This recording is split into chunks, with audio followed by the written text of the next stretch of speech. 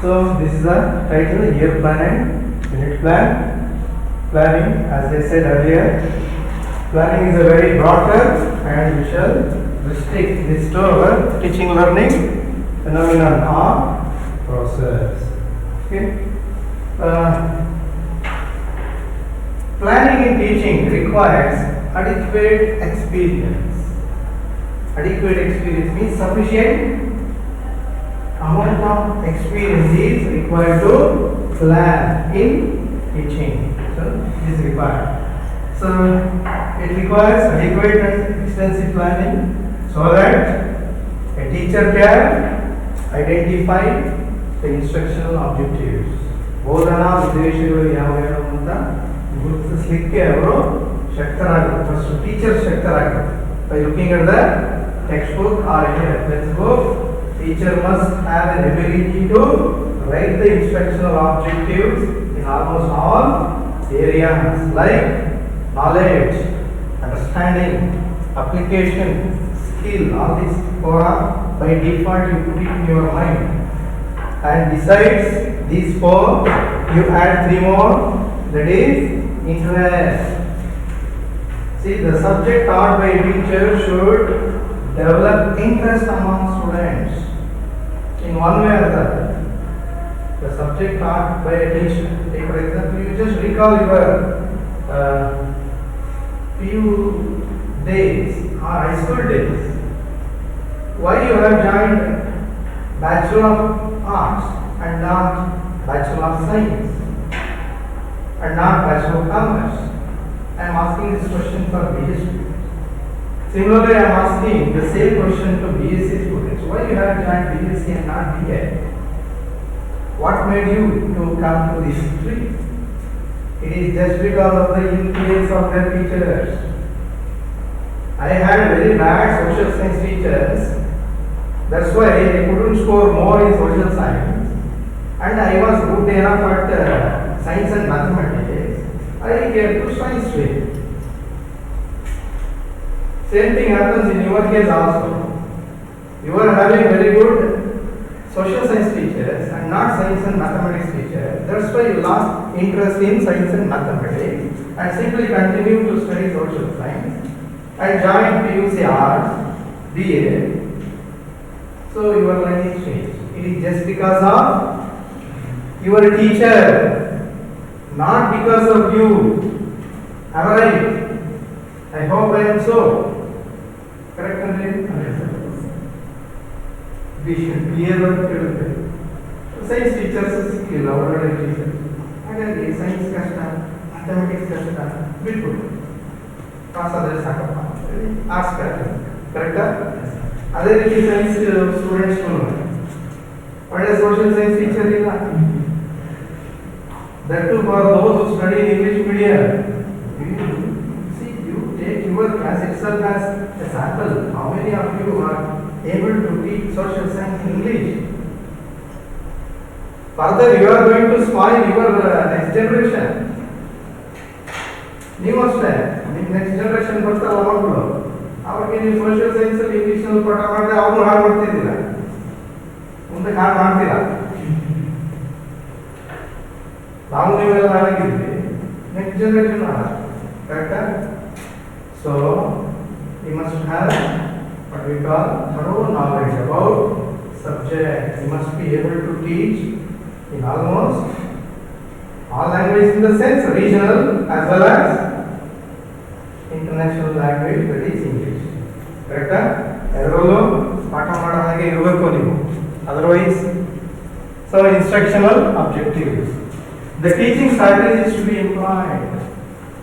What are the techniques? Okay, that will come inside the classroom. Strategies that you use. Strategies means again it is a part of the class. Strategies. This topic, which method is suitable? Teacher should have an ability to identify the correct methodology to teach a particular topic. ಯಾವ ಟಾಪಿಕ್ಗೆ ಯಾವ method ಅತ್ಯಂತ ಸೂಕ್ತವಾಗ್ತದೆ ಅನ್ನೋದು ಟೀಚರ್ಗೆ ಗೊತ್ತಿರಬೇಕು. ಯಾವಾಗ ಗೊತ್ತಾಗ್ತದೋ? Only by experience, not by years. or not by seeing. If anybody comes outside the class and stands and listens to this class, then he cannot catch anything, isn't it?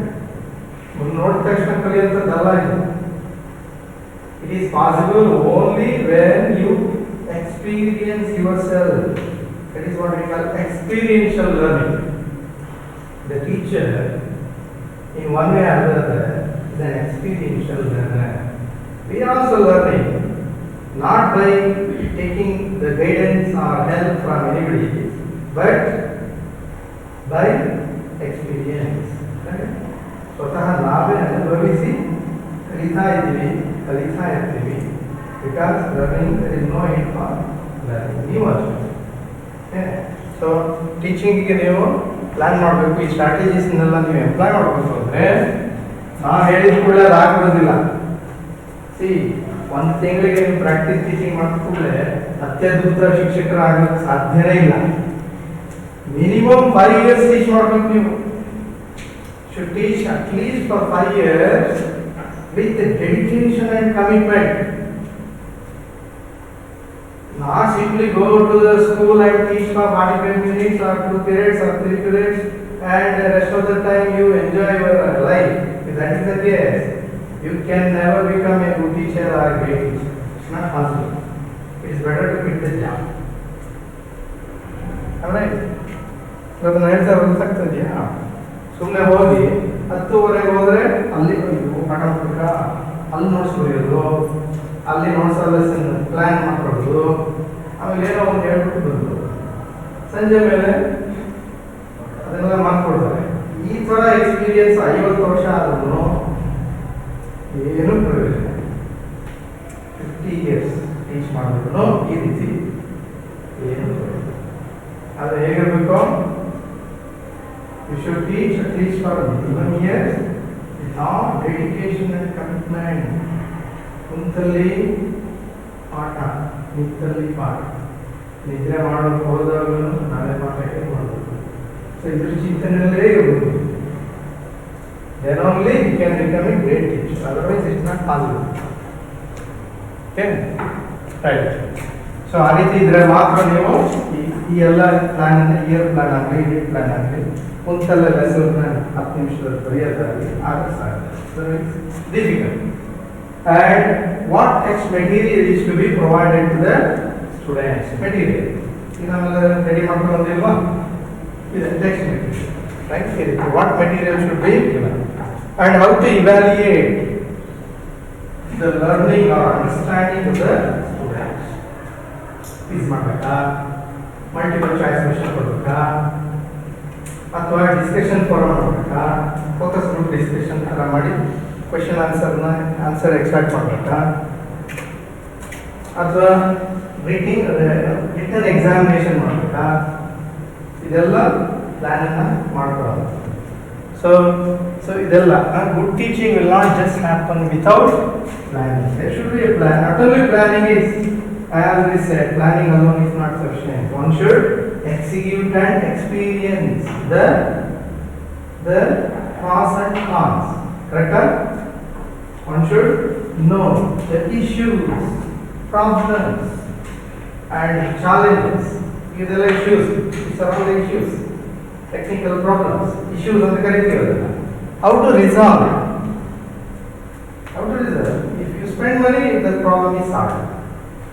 That's all. Okay. So ಈ ರೀತಿ planning in teaching ಅಂದ್ರೆ ನಾವು ನೋಡ್ತಾ ಹೋಗೋದು. Then the year plan. Here comes year plan. How to start writing year plan. ಯಾವ ರೀತಿ ಮಾಡಬೇಕು, ಹೇಗೆ ಶುರು ಮಾಡಬೇಕು? Wherever teacher is interested in task of teaching a subject, his first work is to plan for teaching work for the whole year. ಅದು ಹೋಗಿ ನೀವು ಮೇ ತಿಂಗಳಲ್ಲಿ ನಾನು ಯಾವ ಯೂನಿಟ್ ಪಾಠ ಮಾಡಬೇಕು, ಜೂನ್ ತಿಂಗಳಲ್ಲಿ ಯಾವ ಯೂನಿಟ್ ಪಾಠ ಮಾಡಬೇಕು, ರೈಟ್, ಆಗಸ್ಟ್ನಲ್ಲಿ ಯಾವ ಪಾಠ ಮಾಡಬೇಕು, ಅದೆಲ್ಲ ಇಯರ್ ಪ್ಲಾನ್ ಅಂದರೆ. Okay, year plan is something different and is beautiful also. Okay, ಗೊತ್ತಾಗ್ತದೆ. First the teacher has to, so these are the stages of preparing year plan. Formation of units. irrespective of chapters. You forget about the chapters. If there are 10 chapters, then you take all related concepts and make it as a single unit. ಏನಿಲ್ಲ, is nothing but ಒಂದು ರೂಮನ್ನು ತಯಾರು ಮಾಡಿ ಅಲ್ಲಿ ನಮ್ಮ friends ಎಲ್ಲೆಲ್ಲಿದ್ದಾರೆ, ಯಾವ ವರ್ಷ ಸಿಕ್ಕಿದ್ರೆ ಎಲ್ಲರೂ ತಗೊಂಡು ಸೇರಿಸ್ಬೇಕು. So it becomes friends, unit of friends, ಇದರಲ್ಲಿ ಹಾಗೆ ನೀವು ಅಷ್ಟೇ. ನೀವು ಅಸೋಸಿಯೇಷನ್ಸ್ನಲ್ಲಿ ಈಗ ಅಚೀವ್ಮೆಂಟ್ಸ್ ಬಗ್ಗೆ ಹೇಳ್ತಾ ಹೋಗ್ತಿರೋದು. ಅಚೀವ್ಮೆಂಟ್ಸ್ ಎಲ್ಲಾರು ಮೊಘಲ್ ಕಾಲದ ಯಾವ್ದು ಹೇಗಿತ್ತು, ಗುಪ್ತರ ಕಾಲದ ಹೇಗಿತ್ತು, ಅಚೀವ್ಮೆಂಟ್ಸ್ ತೆಗೆದು ಒಂದು ಪಾಠ ಮಾಡೋದು. That becomes unit. ಅವೇ ಚಾಪ್ಟರ್ಲೇ ಹೇಳಬೇಕು ಅಂತೇನಿಲ್ಲ. You can collect any related information and make it as a unit. Likewise, you have to form units first. ಅಂದ್ರೆ ನೀವು ಟೀಚ್ ಮಾಡೋಕ್ಕೆ ಹೋಗಿ ಟೀಚ್ ಮಾಡುವಂತಹ ವಿಷಯದಲ್ಲಿ ಎಷ್ಟು ಯೂನಿಟ್ಸ್ ಅನ್ನು ನಾನು ಮಾಡಬಹುದು, ಫಾರ್ಮ್ ಮಾಡಬಹುದು, ಯೂನಿಟ್ಸ್ ಅನ್ನು ತಯಾರು ಮಾಡಬಹುದು. What is a unit? It is a large subdivision of the subject matter which are interrelated to one another. Large subdivision. ಈಗ ಒಂದು ಚಾಪ್ಟರ್ ಅಲ್ಲಿ ಮೇಜರ್ ಕಾನ್ಸೆಪ್ಟ್ಸ್ ಏನು ಬರ್ತದೆ ಅದಕ್ಕೆ ಸಂಬಂಧಪಟ್ಟಿದ್ದನ್ನೆಲ್ಲ ಸೇರಿಸಿ ಒಂದು ಗ್ರೂಪ್ ಮಾಡೋದು ಅಷ್ಟೇ. ಅದನ್ನ ಯೂನಿಟ್ ಅಂತ ಕರಿತೀವಿ. Right? Unit is a large subdivision of the subject matter wherein its topic represents, title ಏನು ಕೊಡ್ತೀರ ನೀವು, topic represents the central part of the well organized subject matter.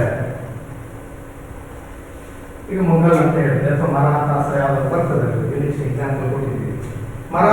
ಮರಾಠಾಸಿಗೆ ಸಂಬಂಧಪಟ್ಟಿದ್ದು ನೀವು ಹಾಕಿ. And care must be taken to see the age level of the students. ಮಗನ ಬಗ್ಗೆ ಸಿಕ್ಕಾಪಟ್ಟೆ ಇರ್ತದೆ, ಎಲ್ಲಾನು ತಂದು ಸೇರಿಸಲಿಕ್ಕಾಗಲ್ಲ. So you should keeping in mind the age level, the mental level of the students. Accordingly you should collect the information and organize it well. 8th standard ಮಕ್ಕಳಿಗೆ ಡಿಗ್ರಿದು ಮೊಘಲದ ಸಾಮ್ರಾಜ್ಯದ ಬಗ್ಗೆ degree ಎಲ್ಲ ತಗೊಂಡು ಹೇಳ್ಬೇಕಾಗುತ್ತಾ? ಬೇಕಾಗಿಲ್ಲ ಅಷ್ಟೊಂದು. ಅದೇ ರೀತಿ ನೀವು ಡಿಗ್ರಿ ಪಠಣ ಮಾಡ್ಬೇಕಂದ್ರೆ 8th ಸ್ಟ್ಯಾಂಡರ್ಡ್ ಮೊಘಲ್ ಏನು ಕೊಡ್ತಿದ್ರೆ ಅಷ್ಟು ಹೇಳ್ಬಿಟ್ರೆ ಸಾಕಾ? ನೋ, ಅದಕ್ಕೇನೋ ಹೆಚ್ಚು. ಹಾಗಾಗಿ on the basis of the capability, right, requirement, ನಾನು ಗೊತ್ತಿದೆ ಅಂತ ಎಲ್ಲ ಹೇಳ್ಬೋದು. ರಿಕ್ವೈರ್ಮೆಂಟ್ ಅಗತ್ಯ ಇದೆ ಇರ್ಬೋದು. Requirement, ability, requirement and age, mental age and chronological age ಎರಡು ತಗೋಬೇಕು. ಸೊ ಇದರ ಆಧಾರದ ಮೇಲೆ ನಾವೇನು ಮಾಡಬೇಕು, ಯೂನಿಟ್ಸ್ ಅನ್ನ ಮಾಡ್ಕೊಳ್ಬೇಕು. Take for example Mughals, Marathas ಬರೋದಿಲ್ಲ. ಸೆಟ್ ಥಿಯರಿ ನಾವು 8th ಮಾಡ್ಬೋದು, 9th, 11th, 12th ಡಿಗ್ರಿಗೂ ಮಾಡ್ಬೋದು. ಆದರೆ ಕಂಟೆಂಟ್ ಎಷ್ಟೆಷ್ಟು ಇಡಬೇಕು, ಅವರ ಒಂದು ವಯಸ್ಸಿಗೆ ಅನುಗುಣವಾಗಿ, ಓಕೆ, ಅವಶ್ಯಕತೆಗೆ ಅನುಗುಣವಾಗಿ ಎಷ್ಟೆಷ್ಟು ಕಂಟೆಂಟ್ ಅನ್ನು ಇಡಬೇಕು ಅನ್ನೋದನ್ನ ಟೀಚರ್ ಡಿಸೈಡ್ ಮಾಡಬೇಕು. That is what we call formation of units. Planning ಅಂದ್ರೆ teacher of decide on this. Take for example heat, light. We study all these things even in UG and PG also. I cannot teach PG content to the secondary students. Topic ಒಂದೇ, ಇಲ್ಲೂ optics ಅಲ್ಲೂ optics, ಆದರೆ ಅದು advanced, higher order, higher thinking is required. But here ಯಾವ ಮಕ್ಕಳಿಗೆ ನಾವು ಪಾಠ ಮಾಡ್ತಾ ಇದ್ದೀವಿ ಅನ್ನೋದನ್ನ ಮೂಲವಾಗಿ ಇಟ್ಕೊಂಡು ನಾವು ಇನ್ಫಾರ್ಮೇಶನ್ ಅನ್ನ ಹಾಕೋಬೇಕು, ಅದನ್ನು ಕಲೆಕ್ಟ್ ಮಾಡಬೇಕು. That is what it formation of units. ಈ ರೀತಿ ಮಾಡಬೇಕು. ಓಕೆ, ಏನಾದರೂ ಡೌಟ್ಸ್ ಇದ್ರೆ ಇಲ್ಲ ಕೇಳ್ಕೊಂಬಿಡಿ. Then objectives to be realized. So the teacher should list out what objectives have to be realized by the student after going through that unit. It should be under all the levels. ಜ್ಞಾನ ವಲಯ ಯಾವುದು? 3 ವಲಯ ಇದೆಯಲ್ಲ, ಜ್ಞಾನ, ಮನೋಜನ್ಯ, ಮನೋಭಾವ ವಲಯದಲ್ಲಿ Bloom's taxonomy ಬರ್ತದಲ್ಲ, ಅದರಲ್ಲಿ ಈ ಮಾಡಿಫೈಡ್ ಬ್ಲೂಮ್ಸ್ ಟ್ಯಾಕ್ಸಾನಮಿಗೆ ಹೋದರೆ ಜ್ಞಾನ ವಲಯ ಜೊತೆಗೆ ಕಾಂಪ್ರಹೆನ್ಷನ್ ಅಂತ ಕರಿತೀವಿ, understanding, then application level, then skills, interest, ಇದನ್ನು ಮರಿಬಾರದು, interest. Majority of the students will not all write objectives related to these three. They write objectives related to only the first four. I said ಜ್ಞಾನ, ತಿಳುವಳಿಕೆ, ಕೌಶಲ್ಯ, ಅನ್ವಯ.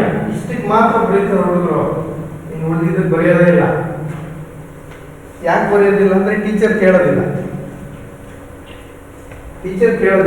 ಅವ್ರು ಬರೆಯೋದು. Teacher has to ask,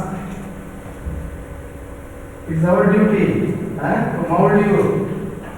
ಇಷ್ಟು ಬರೆದ್ರೆ ಸಾಲದಪ್ಪ, ಇದೆಲ್ಲ ಬರೋಣಪ್ಪ ಅಂತ ಹೇಳೋದಿಲ್ಲ, ಅದು ಸಮಸ್ಯೆ. Interest, then attitude, then one more appreciation. ಈ ಮೂರನ್ನು ಸಹ ನೀವು ಸೇರಿಸ್ಕೊಳ್ಳಿ, ಬರೀಬೇಕು. ಆದರೆ ಇದು ಈ ಆಬ್ಜೆಕ್ಟಿವ್ಸ್ ಅನ್ನು ನಾವು ಅಲ್ಲಲ್ಲಿ ನೋಡ್ತೀವಿ, ಎಸ್ಪೆಷಲಿ ಲ್ಯಾಂಗ್ವೇಜ್ ಸ್ಕೂಲಿಗೆ ನಾವು ಇದನ್ನು ನೋಡ್ತೀವಿ.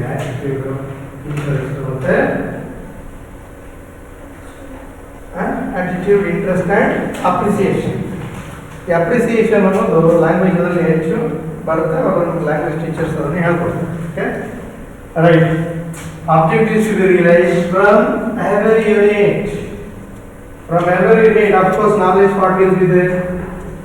ಜ್ಞಾನಕ್ಕೆ ಸಂಬಂಧಿಸಿದ ವಿಷಯ ವಸ್ತು ಎಲ್ಲ ಘಟಕಗಳು ಲಭ್ಯ ಇದೆ, ಅದಲ್ವಾ?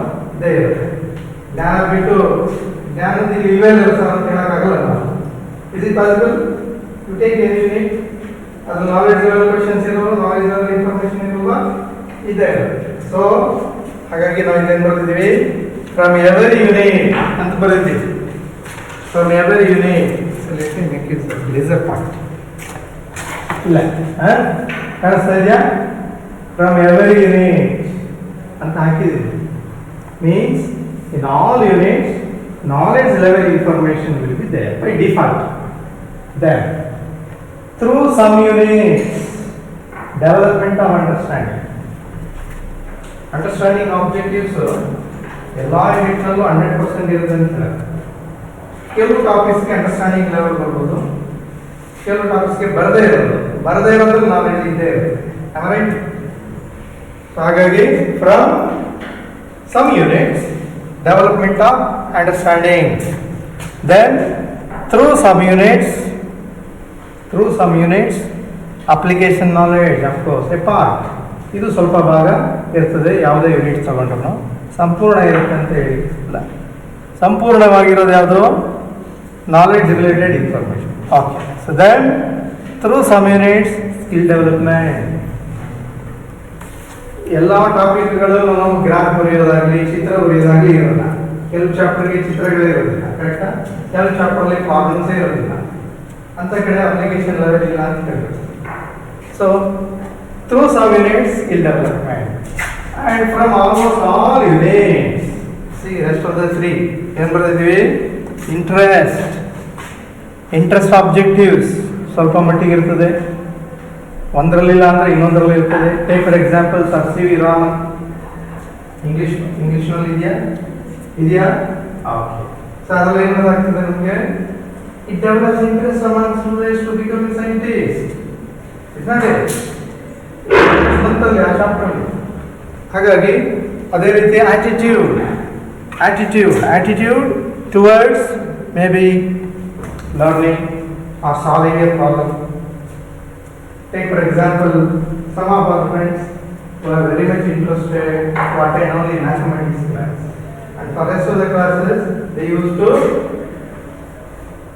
to absent for the classes. Mathematics ಮಾತ್ರ ಬರ್ತಾರೆ, ಉಳಿದಿದ್ದು ಬರ್ತಾರೆ. ಕಾರಣ is their attitude. Negative attitude towards other subjects, positive attitude towards mathematics. That's all. So attitude ಸಹ ಸ್ವಲ್ಪ ಮಟ್ಟಿಗೆ ಇದೇ ಇರ್ತದೆ ಯಾವುದೇ ಯೂನಿಟನ್ನು ನೀವು ಟೀಚ್ ಮಾಡಿದ್ರೆ. And appreciation objectives. ಅಪ್ರಿಸಿಯೇಷನ್ ಲ್ಯಾಂಗ್ವೇಜಲ್ಲಿ ಬರ್ತದೆ ನೋಡ್ರಿ. ಲ್ಯಾಂಗ್ವೇಜಲ್ಲಿ ಉದಾಹರಣೆಗೆ appreciation one can appreciate what we call the speaking ability, communication ability, right? Writing ability. Everyone can never become a writer. Only few people can become a writer. It is his ability. So I think these three objectives are much useful in teaching languages. Okay. So this is what we call the format. These are the hours assigned. Simply by looking at the book, this is the format of the year plan. Can you see the table? Year plan under see, this is for the complete academic year. I have not mentioned in the month of May I have to teach this, in the month of June this is possible, in the month of July this is possible. But there is anything? That is calendar of events. Calendar of events algodala. ಪ್ರತಿದಿನ ಏನೇನು ಮಾಡಬೇಕು ಅನ್ನೋದನ್ನ ನಾವು ಪೂರ್ವ ಯೋಜಿತವಾಗಿ ನಿರ್ಧಾರ ಮಾಡ್ತೇವೆ. Just before the start of the academic year, we prepare what we call calendar of events. ಅದರಲ್ಲಿ ಮೇ ತಿಂಗಳಲ್ಲಿ ಮೇ ಫಸ್ಟ್ ಏನು ಮಾಡಬೇಕು ಸ್ಕೂಲಲ್ಲಿ? ಮೇ ಫಸ್ಟ್ ಏನು? Labours day. Yes, we put ಕಾರ್ಮಿಕ ದಿನಾಚರಣೆ ಮಾಡಿ. Then May 2nd, regular classes. May 3rd, regular classes, etc. May 8th, Women's Day.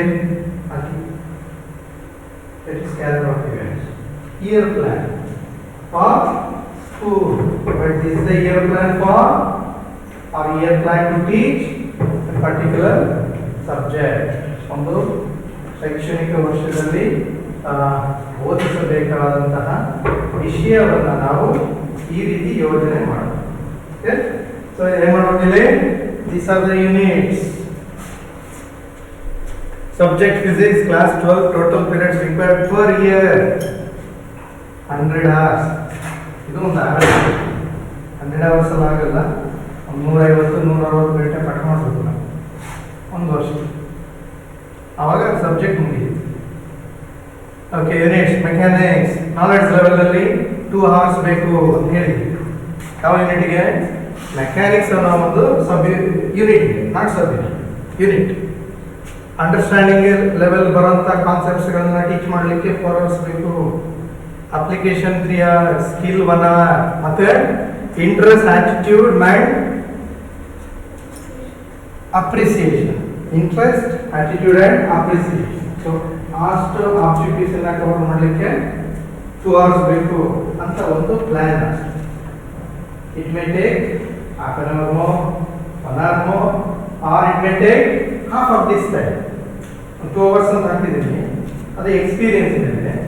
ಅದು ಅರ್ಧ ಗಂಟೆನೇ ಸಾಕಾಗ್ಬೋದು, ಅಥವಾ ಇನ್ನೊಂದು ಎಕ್ಸ್ಟ್ರಾ ಅವರ್ ಕೇಳ್ಬೋದು. More or less approximate 2 hours. ಇದು ಗೊತ್ತಾಗ್ತಾ ಇಲ್ವ? ಇದು ನಾವು I think background is dark, that's why this is 12 hours. Periods required to, ಇದು sir units, objectives to be achieved, periods required ಅಂತೇಳಿ ಇದ್ರ ಕೆಳಗಡೆ ನಾನು 3 ಕಾಲಮ್ ಮಾಡ್ಕೊಂಡಿದ್ದೀನಿ. Then total.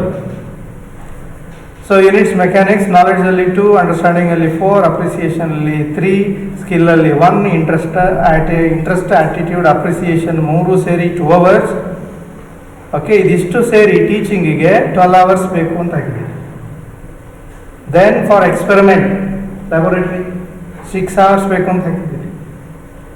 Then for unit test, to test the achievement of the students or performance of the students in this unit, mechanics test ಮಾಡಲಿಕ್ಕೆ mechanics ಒಂದು unit, ಅದರಲ್ಲಿ ಎಷ್ಟು ತಿಳ್ಕೊಂಡಿದ್ದೇನೆ ವಿಚಾರವನ್ನು ಅಂತ ಟೆಸ್ಟ್ ಮಾಡಲಿಕ್ಕೆ ನಾನು 3 hours ಹಾಕೊಂಡಿದ್ದೀನಿ ಮೆಕ್ಯಾನಿಕ್ಸ್ ಮಾತ್ರ.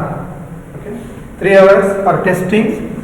This is not your general test. General test ಇಲ್ಲಿ ಬರಲ್ಲ, ಕನ್ಫ್ಯೂಸ್ ಮಾಡ್ಕೊಳ್ಳಿ. It is for unit test. ಒಂದು ಯೂನಿಟನ್ನು ಪಾಠ ಮುಗಿದ ಮೇಲೆ ಟೆಸ್ಟ್ ಮಾಡಲಿಕ್ಕೆ ಎಷ್ಟು ಸಮಯ ಬೇಕಾಗ್ತದೆ ಆ ಯೂನಿಟ್ಗೆ. ಅಂದರೆ 3 ಸತಿ ನಾನು ಮಾಡಬೇಕಾಗ್ತದೆ, ಪಾರ್ಟ್ ಬೈ ಪಾರ್ಟ್. ಅಥವಾ ಮುಗಿಸಿ ಕಂಪ್ಲೀಟಾಗಿ 3 ಸತಿ ಮಾಡಬೇಕಾಗುತ್ತೆ. 3 hours ಬೇಕಾಗುತ್ತೆ. ಅದನ್ನು ಅಟೆಸ್ಟ್ ಆದರೂ ಮಾಡಿ, ಪಾರ್ಟ್ ಬೈ ಪಾರ್ಟ್ ಆದರೂ ಮಾಡಿ, ಒಟ್ಟಿನಲ್ಲಿ 3 hours ಅಂತ ಒಂದು ಅಂದಾಜು ಬರ್ಕೊಂಡಿದ್ದೀವಿ. What is the total? Total is 21 hours. 21 hours ಬೇಕಾಗುತ್ತೆ. ಅದೇ ರೀತಿ light 18 hours, sound 17, heat 18, electricity 26, grand total is 100. ಈ 100 hours ಇಂದ ನಾವು ಇಡೀ ವರ್ಷಕ್ಕೆ ನಾವು ಪ್ಲಾನ್ ಮಾಡಬೇಕು. ಫಸ್ಟ್ ಯೂನಿಟ್ ನೀವು ಮೇ, ಜೂನ್, ಜುಲೈ 3 ತಿಂಗಳಾದ್ರೂ ತಗೊಳ್ಳಿ, ಅಥವಾ 2 ತಿಂಗಳಾದ್ರೂ ತಗೊಳ್ಳಿ, 1 ತಿಂಗಳಾದ್ರೂ ಮುಗಿಸಿ. ಅದೇ ರೀತಿ light, sound, and another important point is teacher should take care of the non-teaching hours. Very very important. Non-teaching hours ಅಂದ್ರೆ ಸ್ಪೋರ್ಟ್ಸ್ ಡೇ ಮಾಡ್ತಾರೆ, ಪಾಠ ಮಾಡೋಕ್ಕಾಗಲ್ಲ, ಅದೆಲ್ಲ ಲೆಕ್ಕಾಚಾರ ಇಟ್ಕೊಂಡು ಒಂದು ವರ್ಷಕ್ಕೆ ಇಲ್ಲ. ಈಗ ಸ್ಪೋರ್ಟ್ಸ್ ಮೀಟ್ ಮಾಡ್ತೀವಿ 2 days, ಕರೆಕ್ಟಾ? ಎಲ್ಲ ಕಡೆ ಮಾಡ್ತಾರೆ, ಸ್ಕೂಲಲ್ಲಿ, ಕಾಲೇಜಲ್ಲಿ ಎಲ್ಲ. ಸೊ ಅದು ನಾವು ಟೀಚಿಂಗ್ ಡೇಸ್ ಅಂತ ಕರೀಕಾಗಲ್ಲ, ನಾವು non teaching days. Parent teacher meeting ಪಾಠ ಮಾಡಲಿಕ್ಕಾಗಲ್ಲ, non teaching days. Social gathering fest ಮಾಡ್ತೀನಿ ಅಲ್ವಾ, ಫುಡ್ ಫೆಸ್ಟ್ ಪಾಠ ಮಾಡೋಕ್ಕಾಗತ್ತಾ? ನೀವು ಫುಡ್ ಫೆಸ್ಟ್ ಮಾಡ್ತಿರ್ತೀರ, ನಾವೆಲ್ಲ ಪಾಠ ಮಾಡಿದ್ರೆ ಸ್ಟೂಡೆಂಟ್ಸ್ ಏನಂತಾರೆ, ನಾನು ಮಾಡ್ತಿರೋ ಸ್ಟೂಡೆಂಟ್ಸ್ಗೋಸ್ಕರ. ಸ್ಟೂಡೆಂಟ್ಸಿಂದ ನಾವು ಏನು ಕೇಳಬೇಕಾಗುತ್ತೆ? ಎಸ್ ಪಾಠ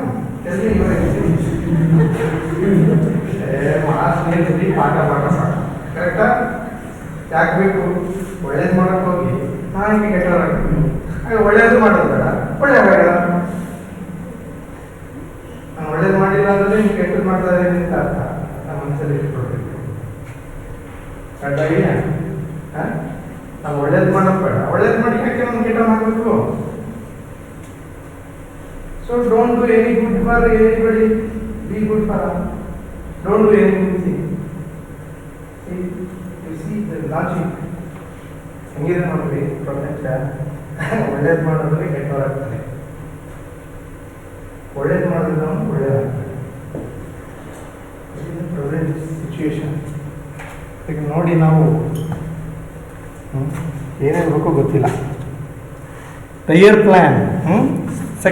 Third factor to be considered. Time available for teaching. Time available for teaching purpose only. Not for testing, not for experiment, not for non-teaching. Non-teaching hours. Okay? Number of periods allotted per week. So, with the help of the timetable, or timetable prepared by the timetable committee will help you to prepare your plan to teach your subject. That's idea. So ವಾರಕ್ಕೆ ನನಗೆ ಎಷ್ಟು ಗಂಟೆಗಳು ಸಿಗುತ್ತೆ ಅನ್ನೋದು ನಿಮ್ಗೆ ಗೊತ್ತಾಗ್ಬೇಕು ಅಷ್ಟೇ.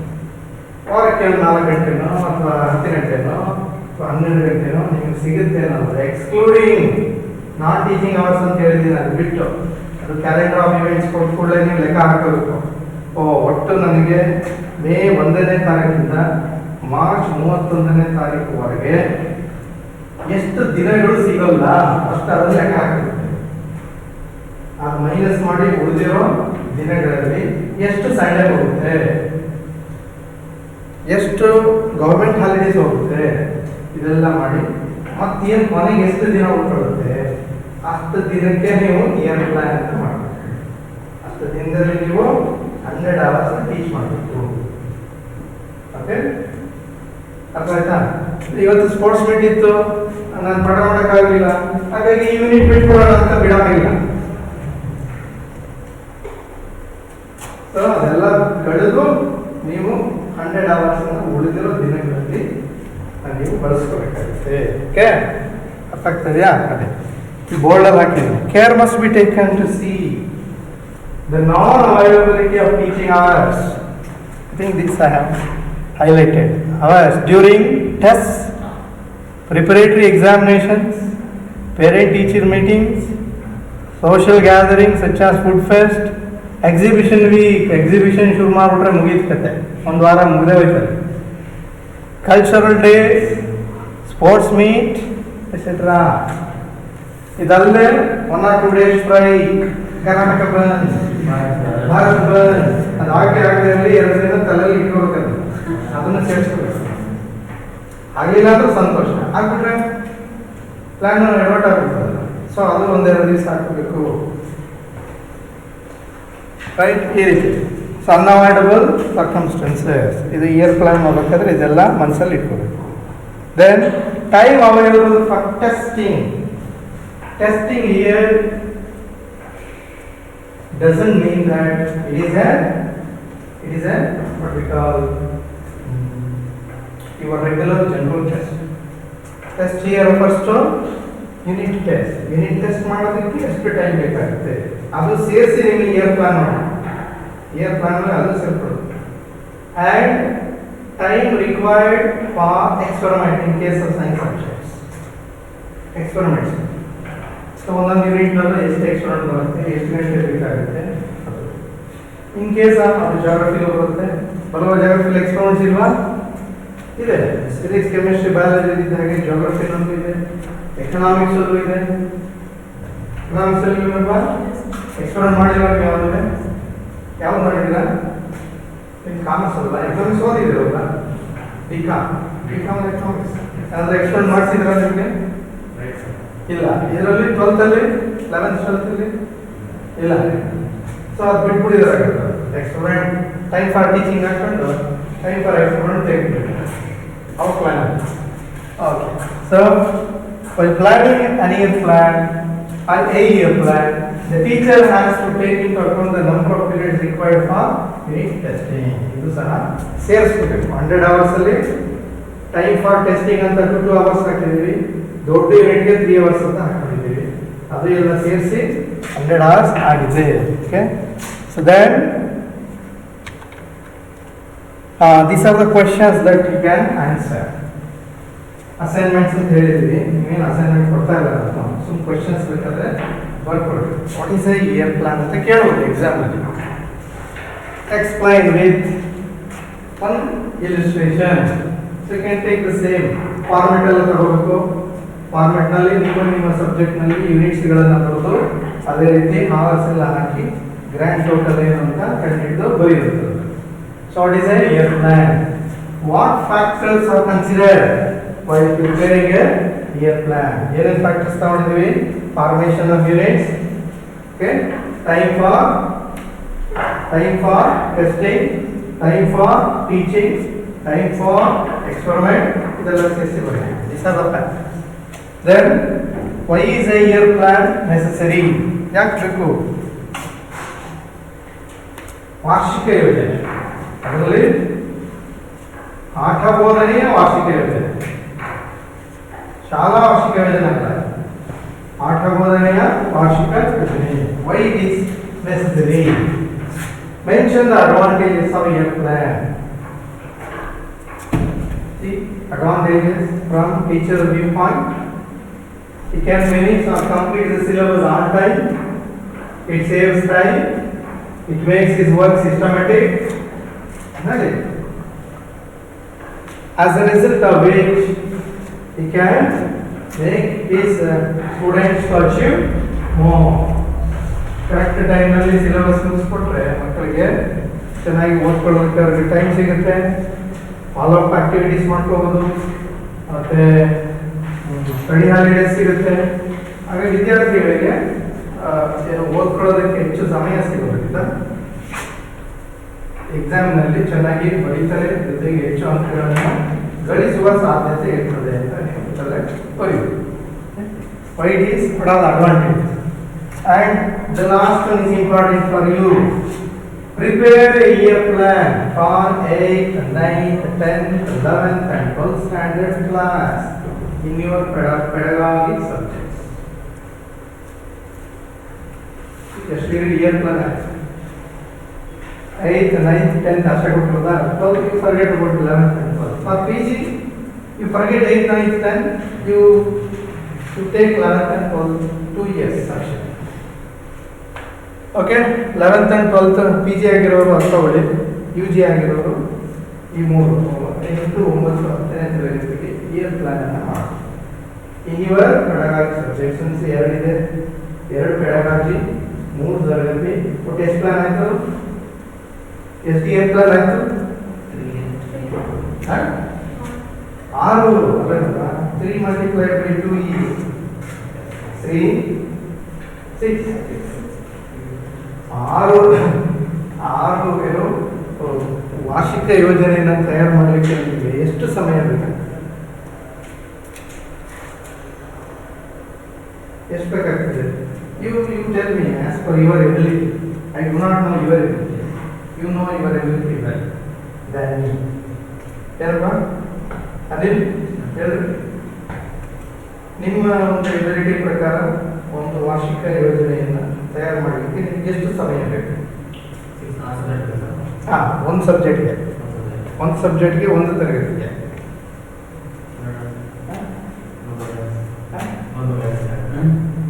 ಎಷ್ಟು ಸಮಯ ಬೇಕು? ಎಷ್ಟು ಸಮಯ ಬೇಕು? ನಾನು ದಿನ ಅಂತ ಹೇಳಿಲ್ಲ, ಗಂಟೆ ಹೇಳಿಲ್ಲ, ನಿಮಿಷ ಹೇಳಿಲ್ಲ, ಸಮಯ ಅಂತ ಜನರಲ್ ಹೇಳಿದ್ದೀನಿ. Because I don't no your ability. ನೀವು ಅರ್ಧ ಹೆಸರು ಮುಗಿಸ್ಬೋದು, ನಂಗೆ ಗೊತ್ತಿಲ್ಲ, ಅಥವಾ ಆ ದಿನ ತಗೋಬೋದು, I don't know. It's up to you.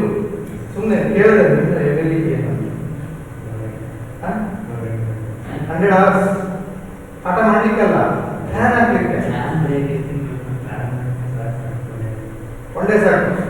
Very experience.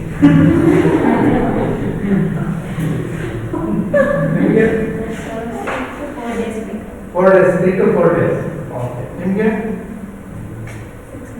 6 1 week ಸಮಯ ಸೇರಿಸ್ಬೇಕು. ನಿಮಗೆ 1 week ದಿನಾಂಕ ಹಾಕ್ಬಿಟ್ಟಿದ್ದೀರಾ? 10 days ಬೇಕು ಸರ್, ಯಾಕಂದ್ರೆ ಸಬ್ಜೆಕ್ಟ್ ಅಲ್ಲಿ ಮಾಸ್ಟರ್ ಇದ್ರೆ ಆದಷ್ಟು ಬೇಗ ಮಾಡಬಹುದು. ಹೌದು, ಇಲ್ಲಾಂದ್ರೆ ಮಿನಿಮಮ್ 10 days ಬೇಕು. ನಿಮಗೆ 10 days. 10 days ಬೇಕು. ಓಕೆ, ಹರೀಶಾ 15 days. Oh, very good. 15 ದಿವಸ ಬೇಕು. ಆಯ್ತು, ನಿಮ್ಗಳಿಗೆ ಒಂದು ವಾರ. ನಿಮ್ದು ಅಲ್ಲ, ಚೆಕಿಂಗ್ ಯುವರ್ ಕಾನ್ಫಿಡೆನ್ಸ್. ನನಗೆ ನಿಮ್ಮ ಉತ್ತರ ನನಗೆ ಇಂಪಾರ್ಟೆಂಟ್ ಅಲ್ಲ. ಕೆಲವರು 1 ವಾರ ತಗೋಬೋದು, ಕೆಲವರು 1 ದಿನ ತಗೋಬೋದು, ಅರ್ಧ ಗಂಟೆ, ಅದೆಲ್ಲ ನನಗೆ ಬೇಕಾಗಿರೋದು.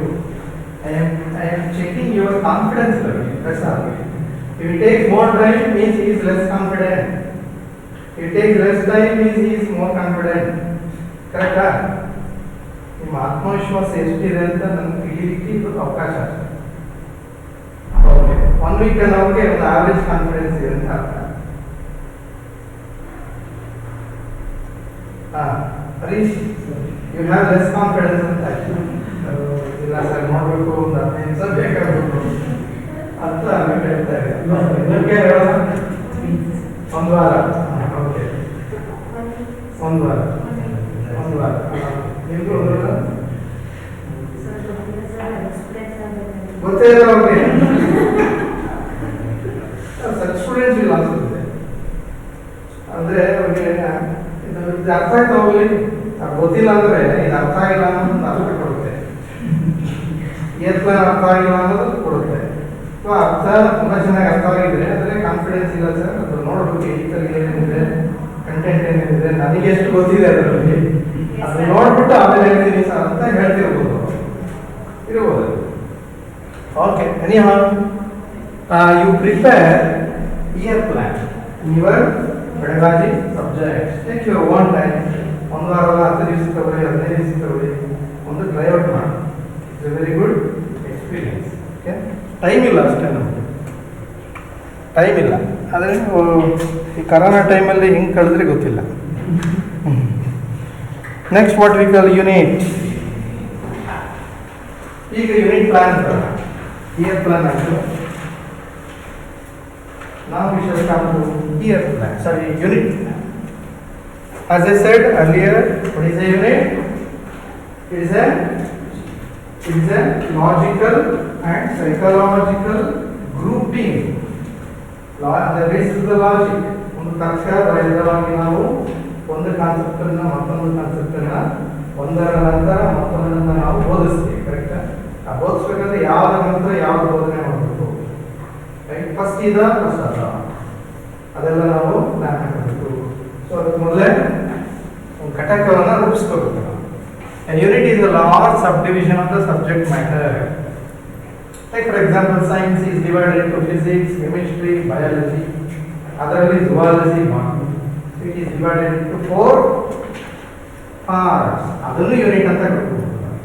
So it means a part of the whole. Matter made on a logical and psychological basis. Why psychology comes here? As I said, information given to the students must be on the basis of his age level also. I cannot go on tell everything what I know to lower class students. 6, 7, 8ನೇ ತರಗತಿ ಮಕ್ಕಳಿಗೆ ನಮಗೆಲ್ಲ ಗೊತ್ತಿದೆ ಅಂತ ಹೇಳಿ ಎಲ್ಲವನ್ನ ಹೇಳಿಕ್ಕಾಗಲ್ಲ ನಾವು. ಅದೇ ರೀತಿ ಪುಸ್ತಕದಲ್ಲೂ ಕೊಡ್ಲಿಕ್ಕಾಗಲ್ಲ. ಅವರ ಒಂದು ಏಜ್ ಮಟ್ಟಕ್ಕೆ ವಯಸ್ಸಿನ ಮಟ್ಟಕ್ಕೆ ಎಷ್ಟು ಇನ್ಫಾರ್ಮೇಶನ್ ಅನ್ನ ಕೊಡಬೇಕು ಅಷ್ಟು ಮಾತ್ರ ಕೊಡಬೇಕು. ಎಕ್ಸ್ಟ್ರಾ ಇನ್ನೇನು ಹೇಳಕ್ಕೂ ಹೋಗ್ಬಾರ್ದು, ಹೇಳಿಕ್ಕೂ ಹೋಗ್ಬಾರ್ದು. ಸೊ ಅದಕ್ಕೋಸ್ಕರ ಅದು ಸೈಕಾಲಜಿಕಲ್ ಬೇಸಿಸ್ ಅಂತ ಹೇಳ್ಬೋದು. Where a topic is a central to the well organised. So ಎಲ್ಲ ಒಂದು ಏನು ಇಡೀ ಬಿಡಿ ಎಲ್ಲ ಸೇರಿ ಇಡೀ ಮಾಡ್ತೀವಲ್ಲ, ಬಿಡಿ ಸೇರಿ ಇಡೀ ಮಾಡಬೇಕಾದ್ರೆ ಅದಕ್ಕೊಂದು ಹೆಸರು ಕೊಡ್ತೀವಿ. Like we give A name for the movie. ಕೆಲವರು ಸಿನಿಮಾ ಶೂಟಿಂಗ್ ಎಲ್ಲ ಆಗಿ ಎಲ್ಲ ಮುಗಿದ ಮೇಲೆ ಕೊನೆಗೆ ಹೆಸರು ಕೊಡ್ತಾರೆ, ಗೊತ್ತಾ? ಅದೆಲ್ಲ ಶುಡ್ ಕವರ್ ದ ಹೋಲ್. ಆ ಹೆಸರು ಹೇಳಿದ ಕೂಡಲೇ ಅದು ಎಲ್ಲ ಯೂನಿಟ್ ಅಲ್ಲಿ ಬರುವಂತಹ ಎಲ್ಲ ಸಬ್ ಯೂನಿಟ್ಸ್ ಅನ್ನು ಸಹ ಅದು ರೆಪ್ರೆಸೆಂಟ್ ಮಾಡೋ ಹಾಗೆ ಇರಬೇಕು. ಕರೆಕ್ಟಾ? So is central to the well organized content of subject matter. So what are the criteria of a very good unit?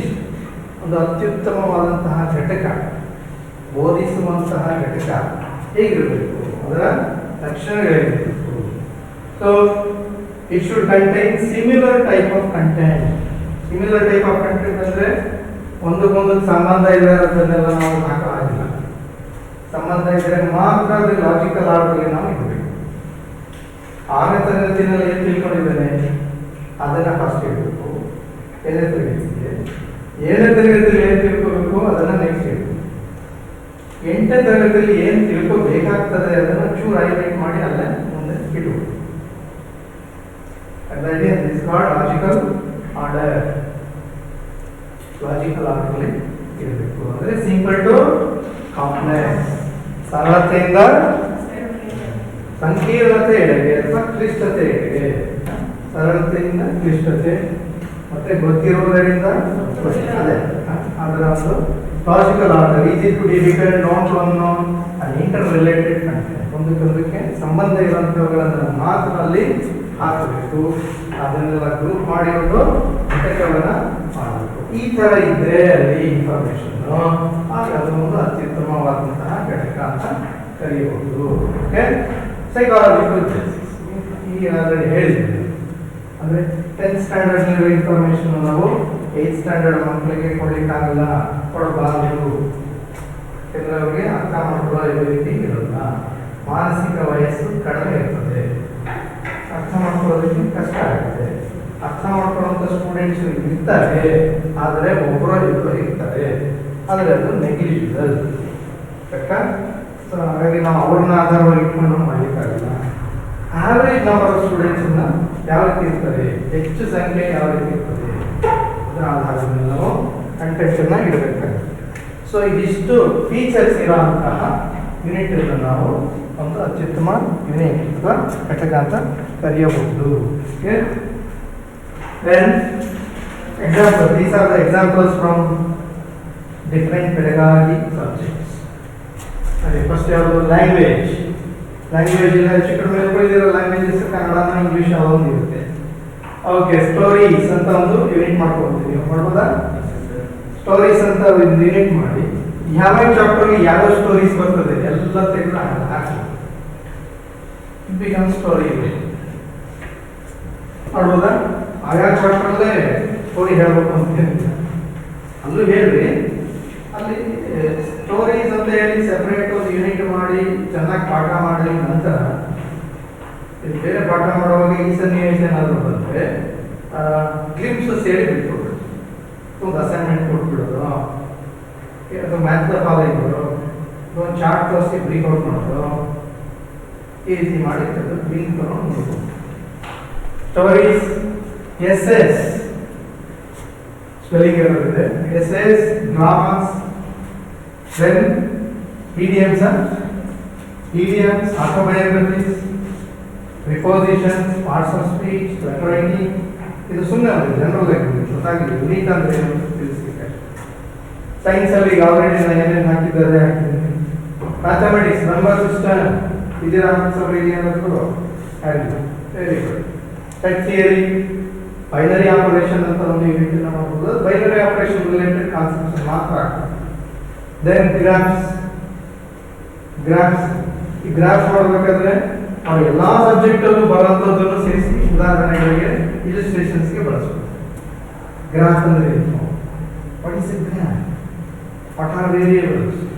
What are the types of variables? What is the dependent variable, independent variable, intermediate variable? Okay, so then illustration from economics, illustration from physics, illustration from, take for example, geography. ಎಲ್ಲ subject ಇಂದನೂ ಒಂದು ಉದಾಹರಣೆ ತಗೊಂಡು graph ಬಗ್ಗೆ ತಿಳಿಸ್ಕೊಡೋದು. Okay, application level graph ಯಾಕೆ ಬೇಕು, how it is useful to understand many areas like this ಅಂತ ಹೇಳ್ಬೋದು. ದೆನ್ ಕಾಂಗ್ರಿಯನ್ಸ್ ಅಂತ ಬರುತ್ತೆ ಆನ್ಸರಿ. ಹಿಸ್ಟ್ರಿ ಬಂದರೆ ಮೊಘಲ ಸಾಮ್ರಾಜ್ಯ. ಮೊಘಲ ಸಾಮ್ರಾಜ್ಯದಲ್ಲಿ ಯಾರು ಬರ್ತಾರೆ? ಬಾಬರ್, ಅಕ್ಬರ್, ಔರಂಗಜೇಬ, ಜಹಾಂಗೀರ್. ಇವ್ರ ಜೊತೆ ನನ್ನ ಮಯೂರನ್ನು ಸೇರ್ಸಕ್ಕಾಗುತ್ತಾ? ಯಾವ್ದು ಮಯೂರ ಅವರ ಇನ್ನೊಂದು ಹೆಸರು? ಇನ್ನೊಂದು ಹೆಸರಿದೆ ನೋಡಿ. ಓಕೆ, ಸೊ ಮಯೂರ ಅವರನ್ನು ಅಥವಾ ಮಯೂರ ಶರ್ಮನನ್ನು ಅಕ್ಬರ್ ಜೊತೆ ಸೇರಿಸಬೇಕಾಗುತ್ತಾ? No, so it becomes irrelevant. ಹಾಗಾಗಿ ಅದಕ್ಕೆ ಸಂಬಂಧಪಟ್ಟಿದ್ದು ಮಾತ್ರ ಲಾಜಿಕಲ್ ಆರ್ಡರ್ ಇರಬೇಕು. ಓಕೆ, తర్వాత ಇಂಡಿಪೆಂಡೆನ್ಸ್ ಮೂವ್ಮೆಂಟ್. ಸ್ವಾತಂತ್ರ್ಯ ಚಳುವಳಿಗೆ ನಾವು 2005 ಇತಿಹಾಸ ಹಾಕ್ಲಿಕ್ಕಾಗುತ್ತಾ? ಸಿದ್ದರಾಮಯ್ಯನವರು ಸೋಡೆ ಹಾಕ್ಬೇಕಾಗುತ್ತಾ? ಅವ್ರ ಮೂವ್ಮೆಂಟ್ ತಾನೆ. ಮಕ್ಕಳ ನಾಗರಾಜ್ ಮೂವ್ಮೆಂಟ್ ಹಾಗೆಲ್ಲ ಹಾಕ್ಬೇಕಾಗುತ್ತಾ? ಇಲ್ಲ, ಅದಕ್ಕೆ ಸಂಬಂಧಪಟ್ಟಿದ್ದು ಮಾತ್ರ. ಅದನ್ನು ನಾವು ಯೂನಿಟ್ ಅಂತ ಹೇಳ್ತೀವಿ. Then freedom fighters. ಇದರಲ್ಲಿ pre independence freedom fighters, independence ಅಂತ ಫ್ರೀಡಮ್ ಫೈಟರ್ಸ್. ಪೋಸ್ಟ್ ಇಂಡಿಪೆಂಡೆನ್ಸ್ ಬರ್ತಾರ? ಇಲ್ಲ, ರೈಟ್. ಸೊ ಅದೆಲ್ಲ ನಾವು ನೋಡ್ಬೇಕಾಗುತ್ತೆ. Freedom fighters, before independence, after independence. Before independence, after independence ಅಂದ್ರೆ ಸ್ವಾತಂತ್ರ್ಯ ಪೂರ್ವದಲ್ಲಿ ಹೇಗಿತ್ತು ನಮ್ಮ ಭಾರತ. India before independence, India after independence, ಎರಡು ಭಾಗ ಮಾಡಿ. So India before independence, India after independence ಅಂಶಗಳನ್ನು ನಾವು ಹಾಕಬಾರ್ದು. ಅದಕ್ಕೋಸ್ಕರ ನಾವು ಡಿವೈಡ್ ಮಾಡ್ಕೊತಾರೆ, ಸಬ್ ಯೂನಿಟ್ ಮಾಡ್ತಾರೆ. ದೆನ್ ಜಿಯೋಗ್ರಫಿ ಬಂದ್ರೆ ಇಕ್ವಿಟೋರಿಯಲ್ ರೀಜನ್ ಸಂಬಂಧಪಟ್ಟಿದ್ದು ಮಾತ್ರ. ಲ್ಯಾಟಿಟ್ಯೂಡ್ ಇರ್ಬೋದು, ಲ್ಯಾಟಿಟ್ಯೂಡ್ ಓರಿಯಂಟೇಷನ್ ಇರ್ಬೋದು, ಏನಿರ್ತದೆ. Then neighbours of India. Neighbours of India means our globe. Neighbours of India ಯಾರು? Pakistan, Baluchistan, China, Sri Lanka, Malaysia, then Arab country ಸುತ್ತಮುತ್ತ. ಸೊ ಇದ್ರ ಬಗ್ಗೆ ಸ್ಟಡಿ ಮಾಡೋದು. ಉಳಿದಿದ್ದು ತಗೊಳ್ಳೋವಾಗಿಲ್ಲ ನಾವು. America, South America, North America, European countries ಇವು ಯಾವ ತಗೊಳ್ಳೋದಾಗಿಲ್ಲ ಇದೆ. ಅದು ತಗೊಂಡ್ರೆ ಅದು ಇರೆಲೆವೆಂಟ್ ಆಗುತ್ತೆ. ಈ ರೀತಿ ಯೂನಿಟ್ಸನ್ನು ಮಾಡೋಂಥದ್ದು. ಇದು ಜಸ್ಟ್ ಎಕ್ಸಾಂಪಲ್ಸ್ ನಿಮಗೆ ಗೊತ್ತಾಗಲಿ ಅಂತ ಅಷ್ಟೆ. What is unit planning? Unit planning is planning to teach a unit. Simple ಆಗಿ ಹೇಳೋದಾದ್ರೆ is a planning made by a teacher to teach a unit complete unit of information as effectively as possible. That's all.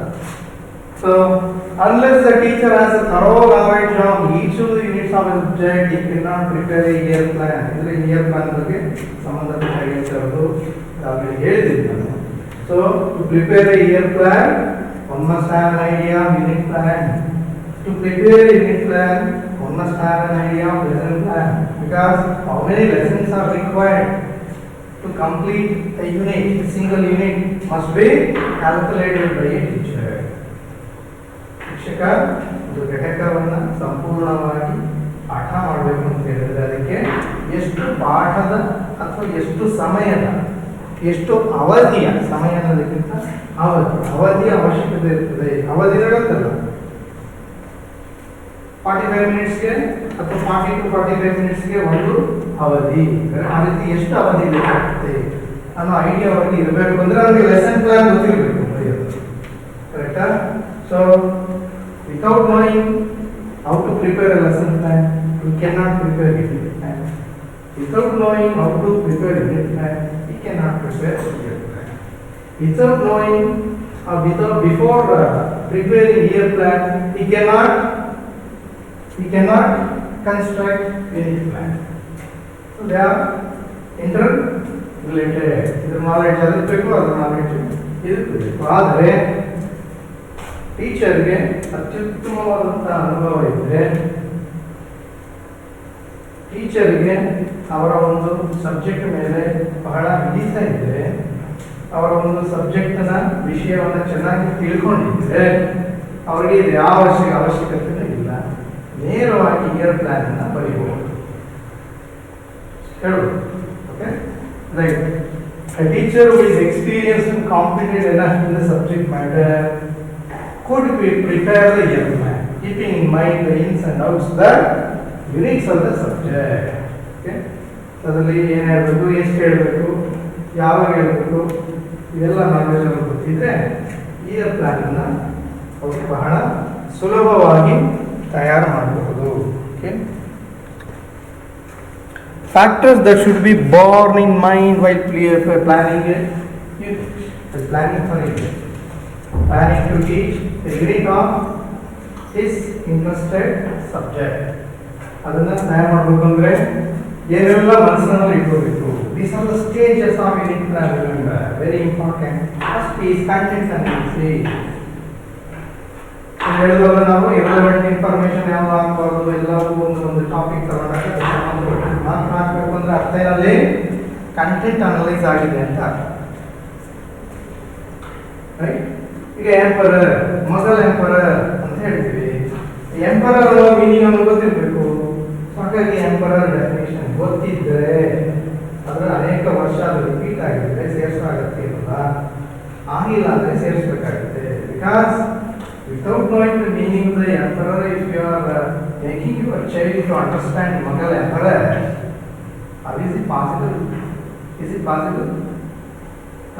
Emperor ಅಂದ್ರೆ ಮೀನಿಂಗೇ ಗೊತ್ತಿರಲ್ಲ. ಚಕ್ರವರ್ತಿ, ಕರೆಕ್ಟಾ? Emperor ಚಕ್ರವರ್ತಿ ಅಂದ್ರೆ ಅರ್ಥವೇ ಗೊತ್ತಿರಲ್ಲ. Do you know what is the meaning of Chakravarti? Yes, I know. ಚಕ್ರವರ್ತಿ ದರ್ಶನ್, ಚಕ್ರವರ್ತಿ ಹೇಳ್ಬೋದು ಇವತ್ತಿನ students. ಅದಾದ್ರೆ ಅವ್ರದೆಲ್ಲ ಸಿನಿಮಾದು ಹೇಳ್ಬೋದು. ಅವರೇ ಯಾರು ನೋಡಿದ್ಯಾ, ನಿಮ್ಗೆ ಗೊತ್ತಿರೋ ಚಕ್ರವರ್ತಿಗಳು ಯಾರು ಹೇಳ್ರಿ ಅಂದ್ರೆ ಅವ್ರು ದರ್ಶನ್ ಅನ್ಬೋದು. ಅಶೋಕ ಹೇಳ್ತಾರ ಇಲ್ಲ, ಸಾಕಾಗಿ ಚಕ್ರವರ್ತಿ ಯಾರ್ಯಾರು ಉದಾಹರಣೆ ಕೊಡ್ಬೋದು ಎಲ್ಲ ಕೊಟ್ಟು ತಿಳಿಸಿ ನಂತರ ಅದನ್ನು ಸ್ಪೆಸಿಫಿಕ್ ಆಗಿ ನೀವು ಹೋಗ್ಬೇಕು. ಇದನ್ನು ನಾವೇನಂತ ಕರಿತೀವಿ? Content analysis. Content analysis is a process of either adding additional information or deleting the unwanted information from a unit is called content analysis. Correct? ಏನು ಹೇಳ್ತೀವಿ ಅದಕ್ಕೆ? ವಿಷಯ ವಸ್ತು ವಿಶ್ಲೇಷಣೆ. Very very important and interesting. ಎಲ್ಲ ಕಡೆನೂ you can analyse the content of what we call novel. ನಾವು ತಗೊಳ್ಳಿ ಯಾವಾಗ ಬರೆದಿರೋದು go and analyze content. ಈಗ ಬರೆದಿರೋದು ಫಸ್ಟ್ ಏನು ಮಾಡಬೇಕು? ಕಂಟೆಂಟ್ ಅನಾಲಿಸಿಸ್ ಮಾಡಬೇಕಾದ್ರೆ ಏನೆಲ್ಲ ಅಂಶಗಳನ್ನ ನಾನು ಮನಸ್ಸಲ್ಲಿ ಇಟ್ಕೊಂಡು ಹೋಗಬೇಕು, ಅದೆಲ್ಲ ಪ್ಲಾನ್ ಇರಬೇಕು ನಿಮಗೆ. ನಂತರ ಆ ಕಾದಂಬರಿನ ಓದಬೇಕು. ನೀವು ಓದಿ ಅರ್ಥ ಮಾಡಿಕೊಂಡು ಇವತ್ತಿನ ಪರಿಸ್ಥಿತಿಗೆ ಅದು ಎಷ್ಟು ಸೂಕ್ತ ಅನ್ನೋ ಒಂದು ಇವ್ಯಾಲ್ಯೂಯೇಷನ್ ಮಾಡೋ ಎಬಿಲಿಟಿ ನಿಮಗಿದ್ದರೆ ಕಂಟೆಂಟ್ ಅನಾಲಿಸಿಸ್ ಮಾಡಬಹುದು. And you can highlight the positive factors and negative factors. ಇದನ್ನ ಅರ್ಥ ಮಾಡಿದ್ರೆ ಯಾರು ಈ ಲೇಖಕರ ಪುಸ್ತಕಗಳನ್ನ ಬಿಡುಗಡೆ ಮಾಡಬೇಕಾದ್ರೆ ಪ್ರೋಗ್ರಾಮ್ ಮಾಡ್ತಾರೆ. ಅದರ ಬಗ್ಗೆ ಒಂದು ರಿಪೋರ್ಟನ್ನು ಕೇಳ್ತಾರೆ, ಒಪಿನಿಯನ್ ಕೇಳ್ತಾರೆ. ಅದು ಎಕ್ಸ್ಪರ್ಟ್ಸ್ ಇರ್ತಾರೆ. ಅವ್ರು ಹೇಳ್ತಾರೆ ಈ ಕಾಲದಲ್ಲಿ ಈ ಎಲ್ಲ ಅಂಶಗಳು ಚೆನ್ನಾಗಿದೆ, ಆದರೆ ಇದೊಂದು ಇರಬಾರ್ದು ಅಂತ ನಾವು ಕಾಮೆಂಟ್ ಮಾಡ್ತೀವಿ. ಅಂದರೆ ಈ ಸೀರಿಯಲ್ಸ್ ಎಲ್ಲ ತೆಗಿತಾರಲ್ಲ, ಸೀತಾರಾಮ್ ಅವರು ಅವ್ರದ್ದೆಲ್ಲ ಸುಮಾರು ಸ್ಟೇಜ್ ಶೋಸ್ ಎಲ್ಲ ಆಗಿರುತ್ತೆ. ಅಲ್ಲೇನು ಮಾಡ್ತಾರೆ, ಆ ಒಂದು ಸೀರಿಯಲ್ ಬಗ್ಗೆ ಕಾಮೆಂಟ್ಸ್, ಅದೇ ಒಂದು ಕಾರ್ಯಕ್ರಮ ಮಾಡ್ತಾರೆ. ಅದೇ public so many questions are doubts about that particular serial. ಇದೆಲ್ಲ ಮಾಡಿದಾರಲ್ಲ, nothing but content analysis. So content analysis is a process of either adding information, adding more wanted information or necessary information, and deleting or removing unwanted information. ನಿಮ್ಮ text ಬುಕ್ನಲ್ಲಿ ಇರೋದನ್ನೆಲ್ಲ ಪಾಠ ಮಾಡಬೇಕು ಅಂತ ಏನಿಲ್ಲ. ಮಕ್ಕಳಿಗೆ ಎಷ್ಟು ಬೇಕೋ, ಯಾವುದು ಮುಖ್ಯನೋ ಅಷ್ಟನ್ನು ಹೇಳಿ ಮುಂದೆ ಹೋಗ್ತಾರೆ. ಗೊತ್ತಿದೆ ಅಂತ ಎಲ್ಲ ಹೇಳ್ತಾ ಹೋಗ್ಬಾರ್ದು. Okay, then objectives and specifications. These are why aspects of the course. What aspect type, what to teach, content. Then why aspect, ಏನನ್ನ ಬೋಧಿಸಬೇಕು ಅಂದರೆ ಯಾವ ಒಂದು ಆಬ್ಜೆಕ್ಟಿವ್ಸ್ ಅನ್ನು ಅಚೀವ್ ಮಾಡಲಿಕ್ಕೋಸ್ಕರ ಅದನ್ನು ಬೋಧಿಸಬೇಕು. ಅದನ್ನು ವೈ ಆಸ್ಪೆಕ್ಟ್ ಅಂತ ಕರಿತೀವಿ. Why aspect of unit are objectives and specific objectives. Objectives ಎಲ್ಲ ಎರಡು ಇದೆ, general objectives and specific objectives. Then what we call aim of education is totally different. What is the ultimate aim of education? Ultimate aim of education in India, in Indian education system, is to make everyone employable, is to make everyone knowledgeable, is to make everyone economically strong. Right? This is aim of education. ಇಲ್ಲಿ ಬರೋದು objectives. Aim of education takes many years to achieve. Take for example, making our India 100% literate. Is it possible? How many years it may take? It may take 500 years. Whole country. ನಮ್ಮ ದೇಶದಲ್ಲಿ ಎಷ್ಟು ಜನ ಇದ್ದಾರೆ, ಎಲ್ಲರನ್ನೂ ಅಕ್ಷರಸ್ಥರನ್ನಾಗಿ ಮಾಡುವಂಥ ಒಂದು ಗುರಿ, ಉದಾಹರಣೆ ಶಿಕ್ಷಣದ ಒಂದು ಗುರಿಯ ಉದಾಹರಣೆ. ಇದು ಎಷ್ಟು ಸಮಯ ತೆಗೆದುಕೊಳ್ಳುತ್ತೆ? 136 crores of people. ಅದರಲ್ಲಿ ಎಷ್ಟು percent educated? We have to search for literature. I think not more than 23-24%. Country as a whole, I must, not individual states. Kerala ತಗೊಂಡ್ರೆ 100% literacy ಅಂತೀವಿ. ಅಲ್ಲಿ ಎಷ್ಟು ಜನ ಇದ್ದಾರೆ? Because third generation fourth generation ಇದ್ದಾರೆ. ಅಂದರೆ ತಾತ ಮುತ್ತಾತಗಳೇ ಅವರೇನೆ ಡಿಗ್ರಿ ಹೋಲ್ಡರ್ಸ್ ಅವಾಗ. ಹಾಗಾಗಿ ಅವರು 100% ಲಿಟರೇಟ್. ಗೊತ್ತಾಯ್ತಾ? ಆದರೆ ಅದೇ ಬಿಹಾರಕ್ಕೆ ಬಂದರೆ ಲೋಯೆಸ್ಟ್ ಲಿಟರೇಸಿ ಇರೋದು ಅಲ್ಲೇ ಅನಿಸುತ್ತೆ ಅಲ್ವಾ? ಗುಂಡಾಯಿಸಮ್ ಜಾಸ್ತಿ, ಗುಂಡಾಯಿಸಮ್ ಎಲ್ಲ ಹೊಡ್ಕೊಂಡು ಎಲ್ಲ ಮುಂದೆ ಬರ್ತಾ ಇರ್ತದೆ. Bihar is the lowest literacy in India. Bihar balance average ತಗೊಂಡ್ರೆ ಎಲ್ಲ ಸ್ಟೇಟ್ನಲ್ಲೂ 69%. You tell me approximate value. 75. Okay, we should make a check on. What is the literacy rate in India? General expression. ಹಾಗಾಗಿ ಅದು ಗುರಿ ಆಗುತ್ತೆ. ಅದನ್ನು ಅಚೀವ್ ಮಾಡಬೇಕು ಅಂದರೆ to make 75%, 100%, how many years it may take? ನಾಳೆ ನೆಕ್ಸ್ಟ್ ಇಯರ್ ಮಾಡ್ಬೋದಾ? ನಿಮಗೆಲ್ಲ ಎಜುಕೇಶನ್ ಸಿಗ್ತಾ ಇದೆ, ಒಂದು ವರ್ಷ ಮಾಡ್ಬೋದಾ? ಇಲ್ಲ, it takes many years, 10 years, 20 years, 30 years, we do not know. So ಅದು ಗುರಿಗೆ ಒಂದು ಆದರೆ ಇಲ್ಲಿ ಬರೋದು objective, it is achievable in a short span of time, it is achievable. ಅದು ಇನ್ಸ್ಟ್ರಕ್ಷನಲ್ ಆಬ್ಜೆಕ್ಟಿವ್. ಈಗ 100 ಜನ ಮಕ್ಕಳಲ್ಲಿ 100 ಜನರು ಅಚೀವ್ ಮಾಡಲಿಕ್ಕಾಗಲಿಲ್ಲ, ಅಟ್ಲೀಸ್ಟ್ 50% ಆದ್ರೂ ಅಚೀವ್ ಮಾಡ್ತಾರಲ್ಲ, ಸೊ ಇಟ್ ಈಸ್ ಅಚೀವ್ಡ್. ಉಳಿದ 50% ವಿದ್ಯಾರ್ಥಿಗೆ ಆ ಸಾಮರ್ಥ್ಯ ಇಲ್ಲ ಅಂತ ಆಗುತ್ತೆ ಅಷ್ಟೇ, ಬಟ್ ಇಟ್ ಈಸ್ ಅಚೀವಬಲ್. ವಿದ್ಯಾರ್ಥಿ ಮನ್ಸು ಮಾಡಿದ್ರೆ ಅಚೀವ್ ಮಾಡಬಹುದು. ಹಾಗಾಗಿ ಇದು ಆಬ್ಜೆಕ್ಟಿವ್ಸ್ ನಾವು ಎರಡು ಭಾಗವಾಗಿ ಮಾಡ್ಕೊತೀವಿ. ಒಂದು ಜನರಲ್ ಆಬ್ಜೆಕ್ಟಿವ್, ಇನ್ನೊಂದು specific objective. General instructional objective, specific instructional objective. General instructional objectives ಹೇಗೆ ಬರೆಯೋದು ಅಂತ ಹೇಳ್ಕೊಟ್ಟಿದ್ದಾರೆ, ಕರೆಕ್ಟಾ? ರೈಟ್. ಅಂದ್ರೆ ನಾವು ಏನು ಮಾಡ್ತೀವಿ, student will be able to acquire knowledge ಅಂತ ಜನರಲ್ ಆಗಿ ಬರುತ್ತೆ. ಆದ್ರೆ ಒಳಗಡೆ ಬರೆಯೋದೇನು, student will be able to define, student will be able to recall, student will be able to list, student will be able to mention. ಈ ರೀತಿ specific ಆಗಿರುತ್ತೆ. So it is achievable. Both general objectives of teaching a particular subject and instructional objectives of teaching a particular subject are achievable in that particular academic year. But aim of education takes more time. To achieve the aim of education, these objectives will act as a stage or step to proceed forward. So learning activities, how aspect? Learning activities, strategies, methodology, approach. ಕರಿತೀವಲ್ಲ, ಒಂದು topic ತಗೊಂಡು ಅದಕ್ಕೆ ಏನು experiment ಮೂಲಕ ಹೇಳ್ಕೊಡ್ಬೇಕಾ, ಅಥವಾ quiz ಮೂಲಕ ಹೇಳ್ಕೊಡ್ಬೇಕಾ, ಅಥವಾ story telling ಮೂಲಕ ಹೇಳ್ಕೊಡ್ಬೇಕಾ, ಅಥವಾ ಸ್ಪೋರ್ಟ್ಸ್ ಮೂಲಕ ಗೇಮ್ಸ್ ಮೂಲಕ ಹೇಳ್ಕೊಡ್ಬೇಕಾ ಅನ್ನೋ ಒಂದು ಪ್ಲಾನ್ ಮಾಡ್ತಾರಲ್ಲ. That is what we call methodology learning activities. Teacher student activities ಅಂತ ಕರೀತೀವಿ. Start teaching learning activities. Then what we call testing procedure. Unit test ಮಾಡಬಹುದು, ಜನರಲ್ ಟೆಸ್ಟ್ ಮಾಡಬಹುದು, ಪ್ರಿಪರೇಟರಿ ಮಾಡಬಹುದು. ಟೆಸ್ಟಿಂಗ್ ಅನ್ನ ನೀವು ಬರೀ ರಿಟರ್ನ್ ಟೆಸ್ಟ್ ಆಗಬೇಕು ಅಂತ ಏನಿಲ್ಲ, ಓರಲ್ ಟೆಸ್ಟ್ ಆಗಬಹುದು. ಕರೆಕ್ಟಾ? Oral test. Hey, come on, tell me, stand up and tell something about this and about this. So, here from the career right. No, testing is over. You can test everything.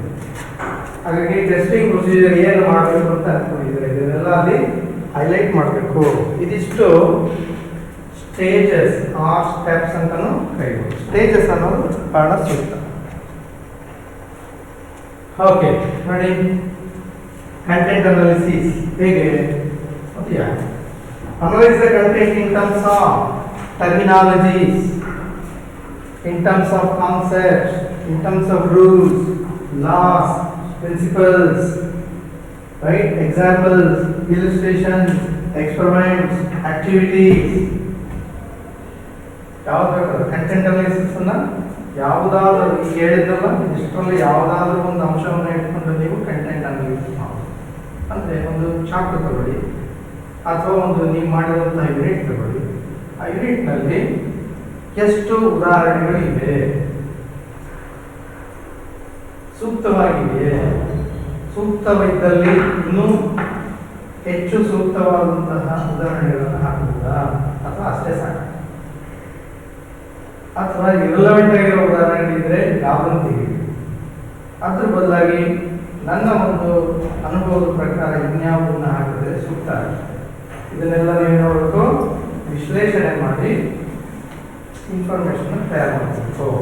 So content analyse the content in terms of terms ಅಂದ್ರೆ ಇಲ್ಲಿ terminology sir. Terminology, concept, fact, generalisations. Generalisation ಗೊತ್ತಲ್ಲ?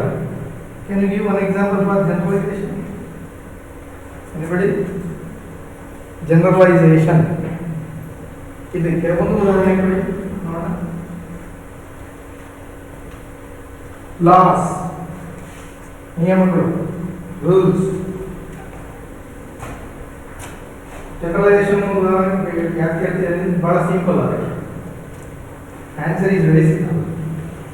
ಸಾಮಾನ್ಯೀಕರಣ, ಸಾಮಾನ್ಯೀಕರಣಕ್ಕೆ ಒಂದು ಉದಾಹರಣೆ ಕೊಡಿ.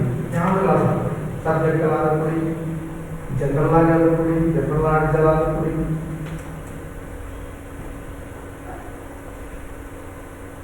Yes. Kerala always stood first in literacy. Can you remember it? Kerala state always stands first in literacy. Generalize ಮಾಡಬಹುದಾ? ಮಾಡಬಹುದಾ? ಒಂದು ವರ್ಷ ಬೇರೆ ಸ್ಟೇಟ್ ಬಂದ್ರೆ ಆಗ ಬಿಗರ್ ಚೇಂಜ್ ಮಾಡಬಹುದು. As on today, is it possible? ಇಲ್ಲಿವರೆಗೆ ಹೇಳಬೇಕು ಕಂಡೀಷನ್. ಈ ರೀತಿ ಒಂದು ಉದಾಹರಣೆ ಪ್ರಕೃತಿಯು ಗಾಳಿ ಅದೊಂದು ಸಾಮಾನ್ಯೀಕರಣದ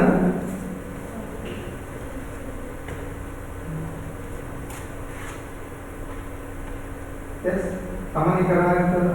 ಪ್ರಕೃತಿ ಗಾಳಿ ನೀಡುತ್ತದೆ. ಓಕೆ, ಬೇರೆ ಯಾವುದು ಗಾಳಿ ಕೊಡಲ್ವಾ? ಪ್ರಕೃತಿ ಗಾಳಿಯನ್ನು ನೀಡುತ್ತದೆ. ಫೈನ್, ಅಷ್ಟೇ. ಅದು ಸ್ಟೇಟ್ಮೆಂಟ್ ಆಗಿದೆ, ಜನರಲೈಸೇಷನ್ ಆಗಿದೆ. You make your statement in the form of generalisation. ನಮಗೆ ಉಸಿರಾಡಲು ಸಿಗುವ ಗಾಳಿಯು ಪ್ರಕೃತಿಯಿಂದ ಮಾತ್ರ. ಹೇಳುವುದಾ? ಬೇರೆ ಕಡೆ ಎಲ್ಲರೂ ಸಿಗಕ್ಕೆ ಸಾಧ್ಯ ಸಿಗುತ್ತೆ ಎಲ್ಲಾದರೂ. So we can make it generalisation.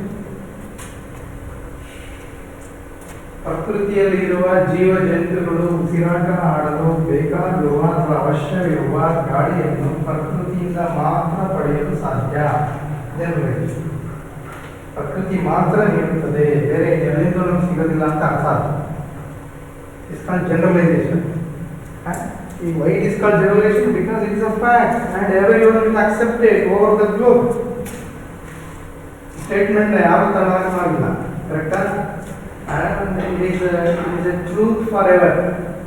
ಸಾರ್ವಕಾಲಿಕ ಸತ್ಯ ಅಂತೀವಲ್ಲ ಹಾಗೆ. That is why it is called generalization.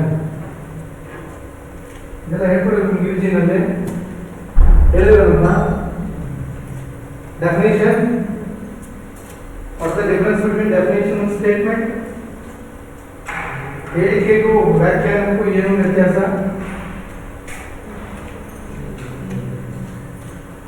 ಇದೆಲ್ಲ ತಿಳಿಸ್ಕೊಟ್ಟಿಲ್ಲ ನಿಮಗೆ ಯೂಜಿನಲ್ಲಿ.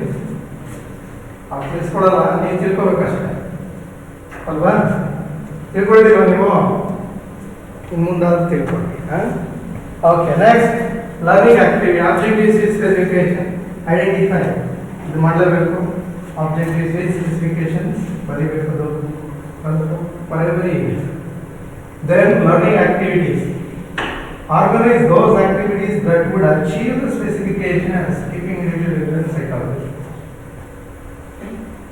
Organize particular activities. ಅದು ಎಕ್ಸ್ಪರ್ಟ್ ಇರ್ಬೋದು, ಗೇಮ್ಸ್ ಇರ್ಬೋದು, ಸಬ್ಜೆಕ್ಟ್ನೆಲ್ಲ ಗೇಮ್ಸ್. ಹಿಸ್ಟ್ರಿನ ಗೇಮ್ಸ್ ಬಳಸಿ ಹಿಸ್ಟ್ರಿ ಟೀಚ್ ಮಾಡ್ಬೋದಾ? ಪ್ಲಾನ್, ರಿಸರ್ಚ್, ಇಂಟರ್ನೆಟಲ್ಲಿ ಸರ್ಚ್ ಮಾಡಿ ಸಿಗುತ್ತೆ ಒಂದಲ್ಲ ಒಂದು ಜ್ಞಾನ. ಓದಿ, ಅರ್ಥ ಮಾಡ್ಕೊಳ್ಳಿ, ಇಂಪ್ಲಿಮೆಂಟ್ ಮಾಡಿ. Then check for the progress. ಹಿಂದೆ ಎಷ್ಟಿತ್ತು ಒಂದು ಸ್ಕೋರ್, ಈಗೇನಾಗಿದೆ score. Before implementing your idea, what was the score? After implementing the idea, what is the score? Take the difference. The difference is great, then your idea is great. Okay, then testing procedures. Mention the types of evaluation tools, techniques. ಹೇಳಿದ್ರಲ್ಲ return test ಇರ್ಬೋದು, oral test ಇರ್ಬೋದು, quiz ಇರ್ಬೋದು, essay writing ಇರ್ಬೋದು, story telling ಇರ್ಬೋದು, ಯಾವ ವಿಧಾನ ನೀವು ಅನುಸರಿಸಿ ಯಾವ ವಿಧಾನ ಆ ಒಂದು ಪರಿಕಲ್ಪನೆಯನ್ನು ಓದಲಿಕ್ಕೆ ಅಥವಾ ಟೆಸ್ಟ್ ಮಾಡಲಿಕ್ಕೆ ಸೂಕ್ತ ಅನ್ನೋದನ್ನು ಮನಸ್ಸಿನಲ್ಲಿ ಇಟ್ಕೊಂಡು ನೀವು ಅದನ್ನು ಕಾಲವನ್ನು ಬರೀಬೇಕು.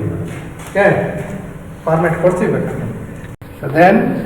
So this is the format. Form ಆಗಿ ಎರಡು ಫಾರ್ಮ್ಯಾಟನ್ನು ನೀವು ಬರೀರಿ. ನೀವು ಕೂಡ ಪುಸ್ತಕದಲ್ಲಿ ಈ ಫಾರ್ಮ್ಯಾಟ್ ಇರಲ್ಲ, ಜನರಲ್ ಆಗಿದೆ, ಅದನ್ನು ಬರೀರಿ. ಜೊತೆಗೆ I like these two formats because I find it most suitable to unit plan. ಹಾಗಾಗಿ ಇದಿಷ್ಟು ಈ ಫಾರ್ಮ್ಯಾಟ್ನಲ್ಲಿ ಬರೀರಿ. ಏನದು ಸಬ್ಜೆಕ್ಟ್ ಇದೆಲ್ಲ ನಾವು ಬರೀತೀರಾ, class, name of the unit, major objectives list ಮಾಡೋದು. ಅದನ್ನು ಬೇಕಾದ್ರೆ ನೀವು ಜನರಲ್ ಆ್ಯಂಡ್ ಸ್ಪೆಸಿಫಿಕ್ ಆಬ್ಜೆಕ್ಟಿವ್ಸ್ ಎರಡನ್ನ ಸೆಪರೇಟ್ ಪ್ಯಾರಾಗ್ರಾಫ್ನಲ್ಲಿ ಬರೀರಿ. Okay, major concepts in that particular unit. ಒಂದು ಯೂನಿಟನ್ನು ಎರಡು ಭಾಗನೋ ಮೂರು ಭಾಗನೋ ಮುಖ್ಯವಾದಂತಹ ಪರಿಕಲ್ಪನೆಯ ಆಧಾರದ ಮೇಲೆ ನೀವು ಅದನ್ನು ಡಿವೈಡ್ ಮಾಡ್ಕೊಳ್ಳಿ. ಮತ್ತೆ unit is divided into sub units. Each sub unit is related to major concept. Major concept ಅನ್ನು ತಗೊಂಡು ಅದನ್ನು ಡಿವೈಡ್ ಮಾಡ್ಕೊಳ್ಳಿ. Again, you divide that into 2 or 3 or 4 on the basis of the amount of information available. Number of lessons required. ಅಷ್ಟು ಪ್ರತಿಯೊಂದು ಎದುರಲ್ಲಿ ಈ major concepts ಇಲ್ಲಿ ಬರೀತಿರಲ್ಲ. Take for example ಆರ್ಟ್ಸಿಂದ ಯಾವುದಾದ್ರು ಹೇಳ್ಬೇಕು, ಹ್ಯುಮ್ಯಾನಿಟೀಸಿಂದ ಮೇಜರ್ ಕಾನ್ಸೆಪ್ಟ್ ಯಾವ್ದಾದ್ರು ಒಂದು ಚಾಪ್ಟರ್ ನೆನ್ಪು ಮಾಡ್ಕೊಳ್ಳಿ. 8th or 9th or 10th ಯಾವ್ದಾದ್ರು ಚಾಪ್ಟರ್ ನೆನ್ಪು ಮಾಡ್ಕೊಳ್ಳಿ. Come on, tell me any one chapter, name of any one chapter. ಆಧಾರಗಳು ಅಂತಲ್ಲ. ಓಕೆ, ಅದರಲ್ಲಿ ಮೇಜರ್ ಕಾನ್ಸೆಪ್ಟ್ಸ್ ಏನು ಬರುತ್ತಪ್ಪ? ನಾಣ್ಯಗಳು, ಸ್ಮಾರಕಗಳು, ಶಾಸನಗಳು. ನಾಣ್ಯ, ಸ್ಮಾರಕ ಮತ್ತು ಶಾಸನ. ಇದು ಯಾವುದಕ್ಕೋಸ್ಕರ ಅದನ್ನ ಹೇಳ್ತಾ ಇದ್ದೀರಾ? ಹಿಸ್ಟ್ರಿ ಅಂದ್ರೆ ಹೇಗೆ ಉದ್ಭವ ಆಯ್ತು ಎಂಬುದರ ಪರಿಕಲ್ಪನೆ. ಯಾವುದು ಹಿಸ್ಟ್ರಿ? ಇತಿಹಾಸ ಹೇಗೆ ಉದ್ಭವ ಆಯಿತು. ಓಕೆ, ಇತಿಹಾಸ ಉದ್ಭವ, ಇತಿಹಾಸ ಹೇಳಿ ಕೊಟ್ಟಿದ್ದೀವಿ. ರೈಟ್. ಸೊ ಇತಿಹಾಸವನ್ನು ತಿಳಿಯಲು ನೀವು ಈ ಪರಿಕಲ್ಪನೆ ಹೇಳ್ತಾ ಇರೋದ್ರಿಂದ ಅದಕ್ಕೆ ಏನಾದ್ರು ಒಂದು ಟೈಟಲ್ ಕೊಡ್ಬೋದಾ? ಈ ನಾಣ್ಯಗಳು ಮತ್ತೆ ಸ್ಮಾರಕ ಮತ್ತೆ ಏನಾದ್ರು ಹೇಳೋದಿಲ್ಲ, ಶಾಸನ. ಇದು ಯಾವುದನ್ನ ರೆಪ್ರೆಸೆಂಟ್ ಮಾಡುತ್ತೆ? ಈ ಮೂರು ಇತಿಹಾಸದಲ್ಲಿ ಬರೋ ಯಾವುದನ್ನ ಕಾಲನ ರೆಪ್ರೆಸೆಂಟ್ ಮಾಡುತ್ತೆ? ಕಾಲ ಹೇಳ್ತಿರೋದ್ರಿಂದ ಕಾಲ, ನಾಣ್ಯಗಳಿಂದ ಕಾಲ ಹೇಳ್ಬೋದು. ಆಮೇಲೆ ಅದಕ್ಕೊಂದು ಟೈಟಲ್ ಕೊಡು, ಕಾಲವನ್ನು ತಿಳಿಯುವ ವಿಧಾನ. Unit name of the unit. ಅದರಲ್ಲಿ ಸಬ್ ಯೂನಿಟ್ ನಾಣ್ಯಗಳು, ಸಬ್ ಯೂನಿಟ್ 1, ಸಬ್ ಯೂನಿಟ್ 2 ಶಾಸನಗಳು. ಈ ರೀತಿ ಸಬ್ ಡಿವೈಡ್ ಮಾಡಬೇಕು. ಸೊ ನೀವು ಪಾಠ ಮಾಡ್ತಾ ಇರೋದು ಇತಿಹಾಸದ ಉಗ್ರಹ, ಅದರಲ್ಲಿ ಬರೋದು ಕಾಲವನ್ನು ತಿಳಿಯುವಲ್ಲಿ ಬಳಸುವ ಪೂರಕವಾದ ವಸ್ತುಗಳು. ಬರ್ಬೋದಾ? That becomes your unit. Divide that into major concepts. So major concepts ಇಲ್ಲಿ ಬರೀಬೇಕು. ಅದು major concept 1, major concept 2, major concept 3 ಎಷ್ಟಿರ್ತದೆ ಅಷ್ಟು ಬರೀರಿ. Then number of lessons required. ಈಗ ಉದಾಹರಣೆಗೆ ಮೇಜರ್ ಕಾನ್ಸೆಪ್ಟ್ ಯಾವುದು? ನಾಣ್ಯಗಳು. ಈ ನಾಣ್ಯಗಳು ಅನ್ನೋದನ್ನು ಪಾಠ ಮಾಡಲಿಕ್ಕೆ ಎಷ್ಟು ತರಗತಿ ಬೇಕಾಗ್ತದೆ, ಎಷ್ಟು ಅವಧಿ ಬೇಕಾಗ್ತದೆ, ಒಂದೇ ಸಾಕಾ, ಒಂದಕ್ಕಿಂತ ಹೆಚ್ಚು ಬೇಕಾ, ಅದನ್ನು ಬರೀಬೇಕು. ಈ only 1 lesson is sufficient, you write 1. Okay, ಒಂದು ವೇಳೆ ಇಲ್ಲ ಸರ್ ಇದಕ್ಕೆ 1 ಗಂಟೆನೂ ಬೇಡ, ಅರ್ಧ ಗಂಟೆನೇ ಸಾಕು ಅನ್ನೋದಾದರೆ ನೀವು ನಾಣ್ಯ ಶಾಸನ ಎರಡನ್ನೂ ಮರ್ಚ್ ಮಾಡಿ ಹಾಗೆ 1 ಅವರ್ ಆಯಿತು ಅಥವಾ 1 ಪೀರಿಯಡ್ ಆಯಿತು. ಗೊತ್ತಾಯ್ತಾ? ಆಗ ಅದನ್ನು ನಾವು ಮೇಜರ್ ಕಾನ್ಸೆಪ್ಟ್ ಅಂತ ಒಂದನ್ನು ತಗೊಳ್ಬೋದು, ಎರಡನ್ನು ಕ್ಲಬ್ ಮಾಡಿ ತಗೊಂಡ್ರೆ ಆಯಿತು. Number of periods, number of lessons required.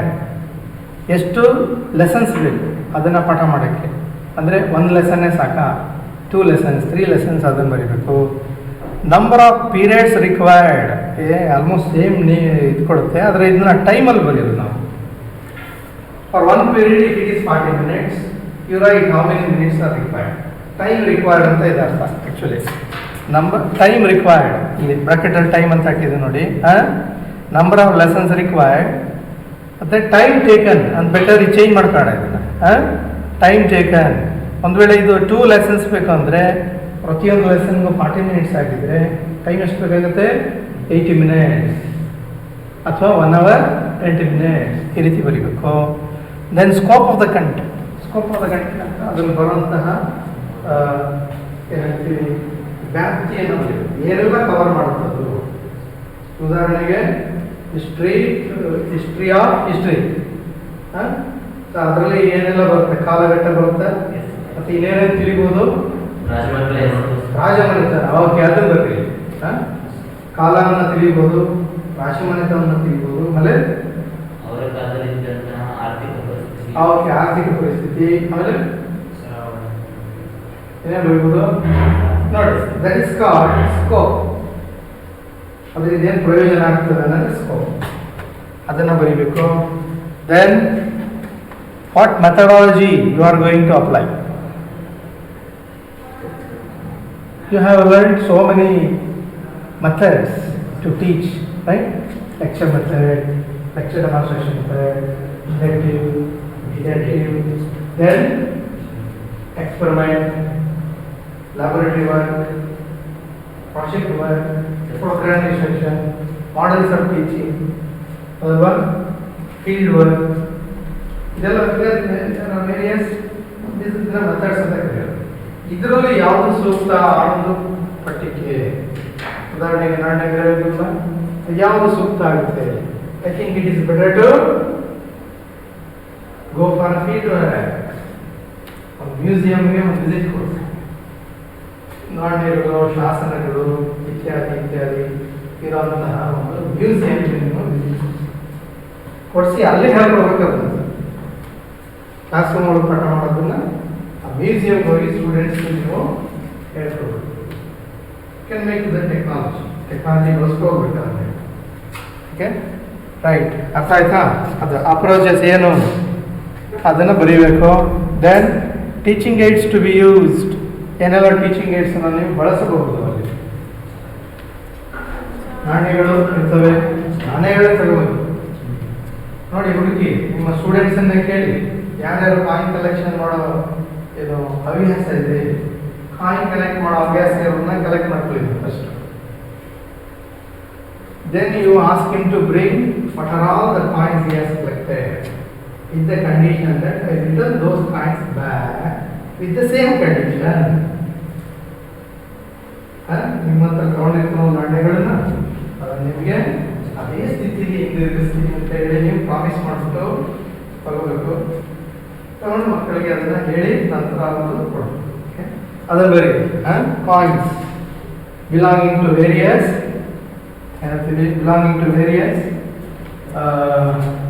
Time zones, ಬೇರೆ ಬೇರೆ ಕಾಲಘಟ್ಟಕ್ಕೆ ಅದನ್ನು ಬಳಸ್ತೇವೆ ಅಂತ ಬರೀಬೇಕು ಅಷ್ಟೇ. ಇಲ್ಲಿ ಬರೀರಿ ಟೀಚಿಂಗ್ ಏಡ್ಸ್ ಯೂಸ್, ಇದು ಜಸ್ಟ್ ಫಾರ್ಮೆಟ್ ಅಷ್ಟೇ. So after completing proforma A, this is called proforma A, then a detailed unit plan should be prepared according to proforma B. ಇದಾದಮೇಲೆ ಜಸ್ಟ್ ಬ್ರಷಿಂಗ್ ಅಷ್ಟೇ ಇದು. ಇದಾದ ನಂತರ ಪ್ರತಿಯೊಂದು ಮೇಜರ್ ಕಾನ್ಸೆಪ್ಟನ್ನು ನೀವು ಬರೆದಿರ್ತಿಲ್ಲ, ಲಿಸ್ಟ್ ಮಾಡಿರ್ತಿಲ್ಲ, ಅದನ್ನು ಟೀಚ್ ಮಾಡಲಿಕ್ಕೆ ಟೀಚರ್ ಲರ್ನಿಂಗ್ ಆಕ್ಟಿವಿಟೀಸ್ನ ಬರೀಬೇಕು. ಪ್ರತಿಯೊಂದು ಏನು ಮೇಜರ್ ಕಾನ್ಸೆಪ್ಟ್ನಲ್ಲಿ ಬರುವ ಇನ್ಫಾರ್ಮೇಷನ್ನಲ್ಲಿ ಕಂಟೆಂಟ್ ಅನಲೈಸ್ ಮಾಡಿ ಇಡಬೇಕು. ಫಸ್ಟ್ ಕಾಲಮ್ ಅದು content analysis, second column specific objectives to be achievable specific objectives ಅದನ್ನು ಬರೀಬೇಕು. ಥರ್ಡ್ ಕಾಲಮಲ್ಲಿ what teacher does and what student does. Teacher learner activity or teaching learning ಆಕ್ಟಿವಿಟಿನಲ್ಲಿ ಡೀಟೇಲ್ ಆಗಿ ಬರೀಬೇಕು. ಡೀಟೇಲ್ ಆಗಿ ಹೇಗೆ ಬರೀಬೇಕು ಅಂತ ನಿಮ್ಮ ಟೀಚರ್ ಹೇಳ್ಕೊಡ್ತಾರೆ. ಹೌದಾ? Then how you are going to evaluate or check the understanding the student. ನಾಲ್ಕನೇ ಕಾಲಮ್ ಬರೀಬೇಕು. So you will come to know the format. ಹಿಡಿದ ಸಬ್ ಕಾನ್ಸೆಪ್ಟ್, ಮೇಜರ್ ಕಾನ್ಸೆಪ್ಟನ್ನು ಏನು ಮಾಡಿದ್ವಿ ನಾವು ಡಿವೈಡ್ ಮಾಡ್ಕೋತೀವಲ್ವಾ. ಆ ಪ್ರತಿಯೊಂದು ಸಬ್ ಕಾನ್ಸೆಪ್ಟನ್ನು ಟೀಚ್ ಮಾಡಲಿಕ್ಕೆ ಏನೆಲ್ಲ ಆಬ್ಜೆಕ್ಟಿವ್ಸನ್ನು ಅಚೀವ್ ಮಾಡ್ಬೋದು ಅದನ್ನು ಟೀಚ್ ಮಾಡಿದ ನಂತರ ಅಥವಾ ಸ್ಟೂಡೆಂಟ್ಸ್ ಕಲಿತ ನಂತರ then what methodology or teaching learning activities, teacher people activities ಅಂತಿದೆಯಲ್ಲ, ಪ್ರೊಸೀಜರ್ ಇರ್ಬೋದು, ಎಕ್ಸ್ಪೆರಿಮೆಂಟ್ ಇರ್ಬೋದು, ಟೆಕ್ನಿಕ್ಸ್ ಇರ್ಬೋದು, ಬೇರೆ ಬೇರೆ ಮೆಥಡಾಲಜಿ ಇರ್ಬೋದು, ರೈಟ್. ಟೀಚರ್ ಪೀಪಲ್ ಆ್ಯಕ್ಟಿವಿಟೀಸ್ ಏನು ಮಾಡ್ತೀರಾ ಅನ್ನೋದನ್ನು ಈ ಕಾಲಮಲ್ಲಿ ಬರೀಬೇಕು. ಇಲ್ಲೊಂದು ಕಾಲಮ್ ಇದೆ, ಬಹುಶಃ ಅದು ಲೈನ್ ಕಾಣಿಸ್ತಾ ಇಲ್ಲ ಇಲ್ಲಿ, ಡಿಮಾರ್ಕೇಶನ್ ಲೈನ್ ಇದೆ ಅಲ್ಲಿ. Then assignments, what assignments you are going to give to the students to check the understanding, right. Assignments ಏನಾದರೂ ಕೊಡೋದಾದರೆ ಪ್ರಾಜೆಕ್ಟ್ ಬರಬೇಕಾದ್ರೆ ಏನೆಲ್ಲ ಅಸೈನ್ ಮಾಡ್ಬೋದು, ಸ್ಟೇಜ್ 1 and 2 ಯಾರಿಗೆ. So about 5-10 students are assigned such and such a thing, and another 5 to 10 students are assigned second or third thing as per your plan. ಅದನ್ನೆಲ್ಲ ಅಲ್ಲಿ ಬರೀಬೇಕು, assignment. Then comes evaluation. How you are going to evaluate? Okay. ಏನು ಬರೀಬೋದು ಅಲ್ಲಿ? The teacher is going to test the understanding of the student by conducting unit test after finishing of this test. As per the plan. After finishing of this unit name ಬರೆದಿರಲ್ಲ. And how you can explain in detail how the test is conducted for 25 marks. The question paper comprises of 3 sections. First section carries multiple choice question only. Each question carries 1 mark. Second section carries or comprises of short answer type questions, each carrying 2 marks. This is evaluation methodology. Or are you going to give word test? In case of language, dictation, particular sub-concept in that. Dictation ಕೊಡ್ತಾ ಇದ್ದೀರಾ ಅಥವಾ ಯಾವುದಾದ್ರೂ chart ಮಾಡಲಿಕ್ಕೆ ಹೇಳಿ ಅವ್ರ understanding check ಮಾಡ್ತೀರಾ. So label the part, ಚಿತ್ರ ಕೊಟ್ಬಿಡೋದು ಲೇಬಲ್ ದ ಪಾರ್ಟ್. ಉದಾಹರಣೆಗೆ you give India map, ask them to locate the places. It's also testing. ನಾವು ನ್ಯೂ ಡೆಲ್ಲಿಯಲ್ಲಿ ಬರ್ತದೆ, ಬಿಹಾರಲ್ಲಿ ಬರ್ತದೆ, ರೈಟ್, ಶ್ರೀಲಂಕಾದಲ್ಲಿ ಬರ್ತದೆ. ಇಂಡಿಯಾ ಮ್ಯಾಪ್ ಕೊಟ್ಬಿಟ್ಟು ಬೇರೆ ಶ್ರೀಲಂಕಾ ಲೊಕೇಟ್ ಶ್ರೀಲಂಕಾ ಅಂತ ಕೇಳ್ಬಿಡ್ತಾರೆ, ಕೇಳ್ಬೋದು, ತೊಂದರೆ ಇಲ್ಲ. It is also a logical question. ಅವನು ಇಂಡಿಯಾ ಬಿಟ್ಟು ಬೇರೆ ಕಡೆ ತೋರಿಸ್ಬೇಕು, ಶ್ರೀಲಂಕಾ ಅಂದಾಜು ಇಬ್ಬರು is also another method. Technique, ಇದನ್ನ ಟೆಕ್ನಿಕ್ ಅಂತ ಹೇಳ್ತೀವಿ. ವಾಟ್ ಟೆಕ್ನಿಕ್ ಯೂಸ್ ಅಂತೀವಲ್ಲ, this the technique. Teacher gives India map and ask the student to locate Sri Lanka is a technique, logical technique. ಕರೆಕ್ಟಾ? ಅದೇ ರೀತಿ ಟೀಚ್ ಮಾಡಬೇಕಾದ್ರೆ ಬರ್ತದೆ. This is so many technique. ಅದನ್ನು ಸುಮ್ಮನೆ ಈಗ ಈ ಥರ ಕ್ಲಾಸ್ನಲ್ಲಿ ಹೇಳ್ತಾರೆ. ನೀವು ಪಾಠ ಮಾಡುವಾಗ ನಿಮಗೆ ಗೊತ್ತಾಗ್ತಾ ಹೋಗುತ್ತೆ. ಸೊ ಇದು ಹೀಗೆ ಮಾಡ್ಬೋದಿತ್ತಲ್ಲ, ಇದು ಹೀಗೆ ಮಾಡ್ಬೋದಿತ್ತಲ್ಲ. They are put as techniques that you can understand then and there itself by teaching. So ಇದು ಪ್ರೊಫಾರ್ಮಾ ಬಿ ಗೊತ್ತಾಯ್ತಾ? ಈ ಪ್ರಕಾರ ನೀವು ಬರೀಬೇಕಾಗ್ತದೆ ಯೂನಿಟ್ ಪ್ಲಾನ್ಗಳನ್ನು. ಅದಾಯ್ತಲ್ಲ. ಇದಂದರೆ ಇದು ಜಸ್ಟ್ ಜನರಲ್ ಐಡಿಯಾ. ನಮ್ಮ ಕಾಲೇಜಲ್ಲಿ ಯಾವ ಫಾರ್ಮೆಟ್ ಅಂತ ಪ್ರೊಫಾರ್ಮಾ ಕೊಡ್ತಾರೆ ಅದ್ರ ಪ್ರಕಾರ ಬರೀಬೇಕು. ಎಲ್ಲ ಒಂದು ಇದನ್ನು ತೆಗೆದಲ್ಲ ಹಾಕ್ತೀವಿ, ಅದನ್ನು ತೆಗೆದು ಇಲ್ಲ ಹಾಕ್ತೀವಿ. ಅಥವಾ ಮೇಲೆ ಬರೆಯೋದು ಕೆಲವು ಬರೀತೀವಿ, ಕೆಲವು ಬರೆಯೋದ ಇನ್ನೆಲ್ಲ ಒಂದು ಕಡೆ ಬರ್ತೀವಿ. ಬಿಟ್ಟರೆ ಇದು ಕೇಳೋ ಅಂಶಗಳು ಅದು ಇರ್ತದೆ, ಎಲ್ಲೆಲ್ಲ ಬೇರೆ ಬೇರೆ ಕಡೆ ಇರ್ತದೆ. Okay. So do not get confused in the formats. Since these are the formats which I like very much, I am explaining as per this format. ಇದು ನನಗೆ ಬಹಳ ಇಷ್ಟವಾದಂಥದ್ದು, ನನಗನ್ಸಿದ್ದು ಇದು ಬಹಳ ಸೂಕ್ತವಾದಂಥದ್ದು. ಹಾಗಾಗಿ ನಾನು ಇಟ್ಕೊಂಡು ನಾನು ಪಾಠ ಮಾಡಿದ್ದೀನಿ. ನಮ್ಮ ಕಾಲೇಜಿನಲ್ಲಿ ಹೇಗೆ ಕೊಡ್ತಾರೆ ಫಾರ್ಮೇಟು ಅದರ ಪ್ರಕಾರ ನೀವು ಬರೀರಿ. Okay. So this regarding Unit plan section 2. These are the assignments. You can take a question. What is a unit? ಘಟಕ ಎಂದರೇನು? Explain the successive stages of planning a unit for teaching. ಯಾವುದು stages? ಏನು ಹೇಳಿದ್ವಿ? A similar type of content. Content analysis. Behavioral objectives. Behavioral objectives ಅಂದ್ರೂ ಒಂದೇ, instructional objectives ಅಂದ್ರೂ ಒಂದೇ, specific objectives ಅಂದ್ರೂ ಒಂದೇ. General objectives ಅಂದ್ರೆ ಬೇರೆ. Instructional objectives ನಲ್ಲಿ ಎರಡು ಬರುತ್ತೆ. General instructional, specific instructional. ಆ specific instructional objectives ನಾವು ಸಿಂಪಲ್ ಆಗಿ specific objectives ಅಂತ ಶಾರ್ಟ್ ಆಗಿ ಹೇಳ್ತೀವಿ. ಎಲ್ಲಾದ್ರೂ ಕನ್ಫ್ಯೂಷನ್ ಇದೆಯಾ? ಗೊತ್ತಾಯ್ತಾ? ಏಮ್ ಆಬ್ಜೆಕ್ಟಿವ್ಸ್ ಎಲ್ಲ aim can not be achieved immediately. ಅದು ಬಹಳ ಬಹಳ ದೊಡ್ಡದಾದಂಥದ್ದು, ಅತಿ ಹೆಚ್ಚು ವರ್ಷಗಳು ಬೇಕಾದ್ರೆ ಅದಕ್ಕೆ ಟೀಚಿಂಗ್ ಲರ್ನಿಂಗ್ ಬರಲ್ಲ. Okay, that comes under department of education. ಅವ್ರ ತಲೆ ನಾವೇ ತಲೆ ಅಲ್ಲ, ಬಿಡೋಣ ಸರಿ. ನಾವು ಇಲ್ಲಿ ತಲೆ ಕೆಡಿಸ್ಕೋಬೇಕಾಗಿರುತ್ತೆ. ಅವರು ಆಬ್ಜೆಕ್ಟಿವ್ಸ್ ಅನ್ನೋದು ಅಂದ್ಕೊಳ್ಳಿ. ಯಾವ ಆಬ್ಜೆಕ್ಟಿವ್ಸ್? ಬಿಹೇವಿಯರಲ್ ಆಬ್ಜೆಕ್ಟಿವ್ ಅಂದರೆ ವಿದ್ಯಾರ್ಥಿಯ ವರ್ತನೆಯಲ್ಲಿ ಬದಲಾವಣೆ ತರುವಂತಹ ಉದ್ದೇಶ. ಬಿಹೇವಿಯರ್ ಆಬ್ಜೆಕ್ಟಿವ್ಸ್ ಅಂತ ಕರಿತೀವಿ, ಇನ್ಸ್ಟ್ರಕ್ಷನಲ್ ಆಬ್ಜೆಕ್ಟಿವ್ಸ್ ಅಂತ ಕರಿತೀವಿ, ಟೀಚಿಂಗ್ ಆಬ್ಜೆಕ್ಟಿವ್ಸ್ ಅಂತ ಕರಿತೀವಿ. ದೇವನೊಬ್ಬ ನಾಮ ಹಾಗೆ 3 ಹೆಸರಿನೂ ಕರಿತೀವಿ. 3 ಒಂದೇ ಕನ್ಫ್ಯೂಸ್ ಮಾಡ್ಕೊಡ್ತೀವಿ. ಇದು 3ರಲ್ಲಿ ನಿಮಗೆ ಯಾವ್ದು ಇಷ್ಟನೋ ಅದನ್ನ ಬಳಸಿ. ಅದರಲ್ಲಿ 2 ಗುಂಪನ್ನ ಮಾಡ್ಕೊಳ್ಬೋದು. ಒಂದು ಜನರಲ್, ಒಂದು ಸ್ಪೆಸಿಫಿಕ್. ಅಷ್ಟೇ, ಮುಗಿತು. ಆಯ್ತಾ? So explain the success stages analysis ಆಯಿತು, ಅಬ್ಜೆಕ್ಟಿವ್ಸ್ ಬರೆಯುವಂತ ಆಯಿತು. Then plan for teaching learning activities, then evaluation. Correct? Prepare a unit plan for unit of your choice from your pedagogic subjects by using Proforma A and B as explained in the session.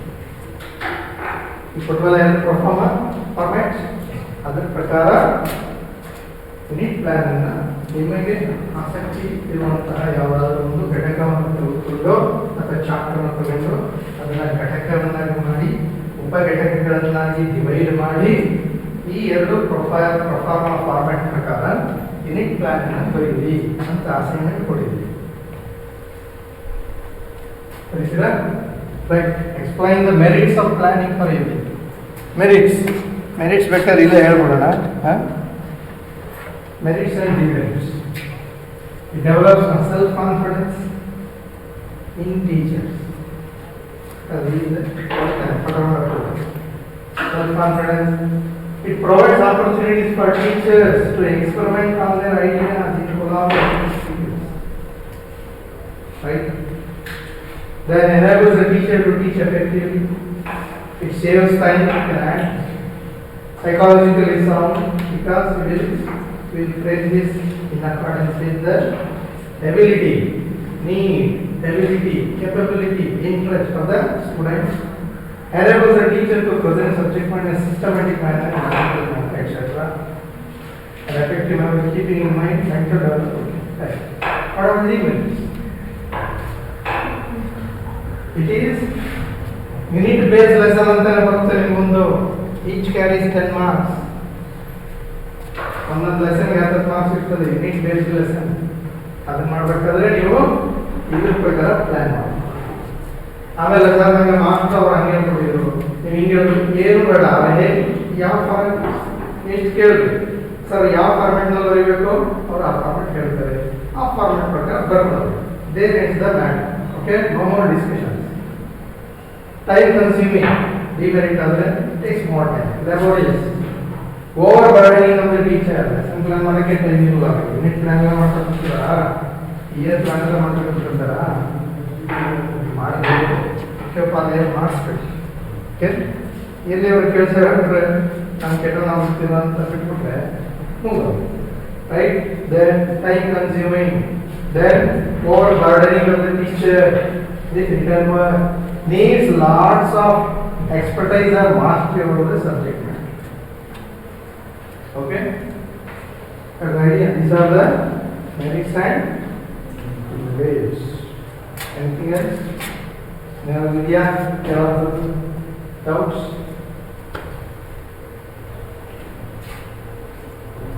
Right?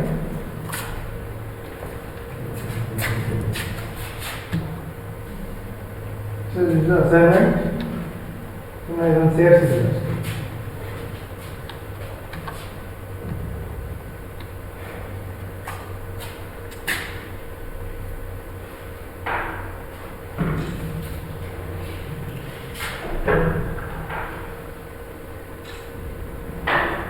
Right. So anything else to be discussed? Kodayana, what is the unit plan? You just recall the format. Format once बनोडो unit plan अನ್ಕೊಳ್ಳಿ. Unit plan format ಬಂದ್ಕೊಳ್ಳಿ stages ಗೊತ್ತಾಗಲ್ಲ. First stage ಏನು? Content analysis. Second stage writing the behavior of. Then third stage learning activities. ಅಂದ್ರೆ teacher pupil activities ಅಂತ. Teacher ಏನು ಮಾಡ್ತಾರೆ? ವಿದ್ಯಾರ್ಥಿಗಳು ಏನು ಮಾಡ್ತಾರೆ? ಇದನ್ನ ನಾವು like interaction with the workers. What teacher does, what is his plan according to the teacher. And as per the instruction given to the teacher, what will the student do?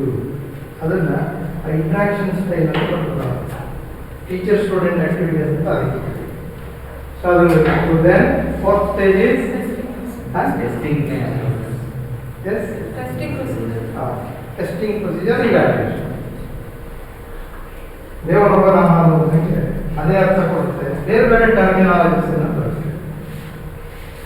Idea? So anything else? Still going. Properly you follow it very beautifully because unless you know the time required to complete that particular subject, it becomes difficult for you to prepare the plan.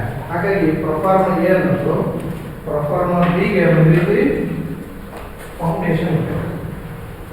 Pro forma A ಬಂದಿದೆ. ನಂತರ pro forma B ಇದೆ. 4 column ಇದೆ ಸಾಕು. ಅದರ 4 column ತಯಾರು ಮಾಡಬೇಕು ನಿಮಗೆ first ಏನು ಬಂದಿರಬೇಕು, ಎಷ್ಟು ಲೆಸನ್ ಬೇಕು, ಎಷ್ಟು ಟೈಮ್ ಬೇಕು, ಏನೆಲ್ಲ ಆಕ್ಟಿವಿಟೀಸನ್ನು ನಾನು ಮಾಡಬಹುದು, ಇದೆಲ್ಲ ನಿಮಗೆ ಐಡಿಯಾ ಸಿಗ್ತದೆ. ಪ್ರೊಫಾರ್ಮ ಬಿ ಪ್ರಕಾರ ಯೂನಿಟ್ ಪ್ಲಾನ್ ಬರೆಯೋದು ಈಸಿ ಆಗುತ್ತೆ. Okay, so you try the third one at home. Prepare a unit plan for a unit of your child because you have to submit this. For submit ಮಾಡಬೇಕು ನೀವು. ಅದಕ್ಕೆ ಈಗಲಿಂದ ನೀವು ಯೋಜನೆ ಹಾಕೊಳ್ಳಿ. Plan for unit plan ಇವತ್ತಿಂದಲೇ ಮನೆ ಹೋಗ್ತಾ ಇದೆಲ್ಲ ಮಾಡ್ತಾ ಹೋಗಿ. ಫಸ್ಟ್ ಮಾಡಬೇಕಾಗಿರೋದು ನೀವು how many of you have opened at least the high school textbooks? ಎಷ್ಟು ಜನ ಇವತ್ತವರೆಗೆ ಹೈಸ್ಕೂಲ್ ಟೆಕ್ಸ್ಟ್ ಬುಕ್ ತೆಗೆದು ನೋಡಿದಿರಪ್ಪ? 1 2 3 4 5 6 out of 3 6 12 50%. 6 members out of 12 50%. So literacy rate ಹೇಗೆ 100 ಆಗಿ ಸಾಧ್ಯ? Is it possible? It is possible. ಯಾವಾಗ 12 ಜನರು ಎಷ್ಟು ಜನ ನೀವು ಪಠ್ಯ ಪುಸ್ತಕ ತೆಗೆದು ನೋಡಿದೆ ಅಂತ ಹೇಳಿದಾಗ ಎಲ್ಲರೂ ಕೈ ಎತ್ತಿದಾಗ ಇಸ್ ಪಾಸಿಬಲ್. ಆಗಲ್ಲ, ಇಂಟ್ರೆಸ್ಟ್ ಹಂಡ್ರೆಡ್ ಆಗಲ್ಲ. Takes more time. Okay, thank you very much for your patience, listening and sleeping.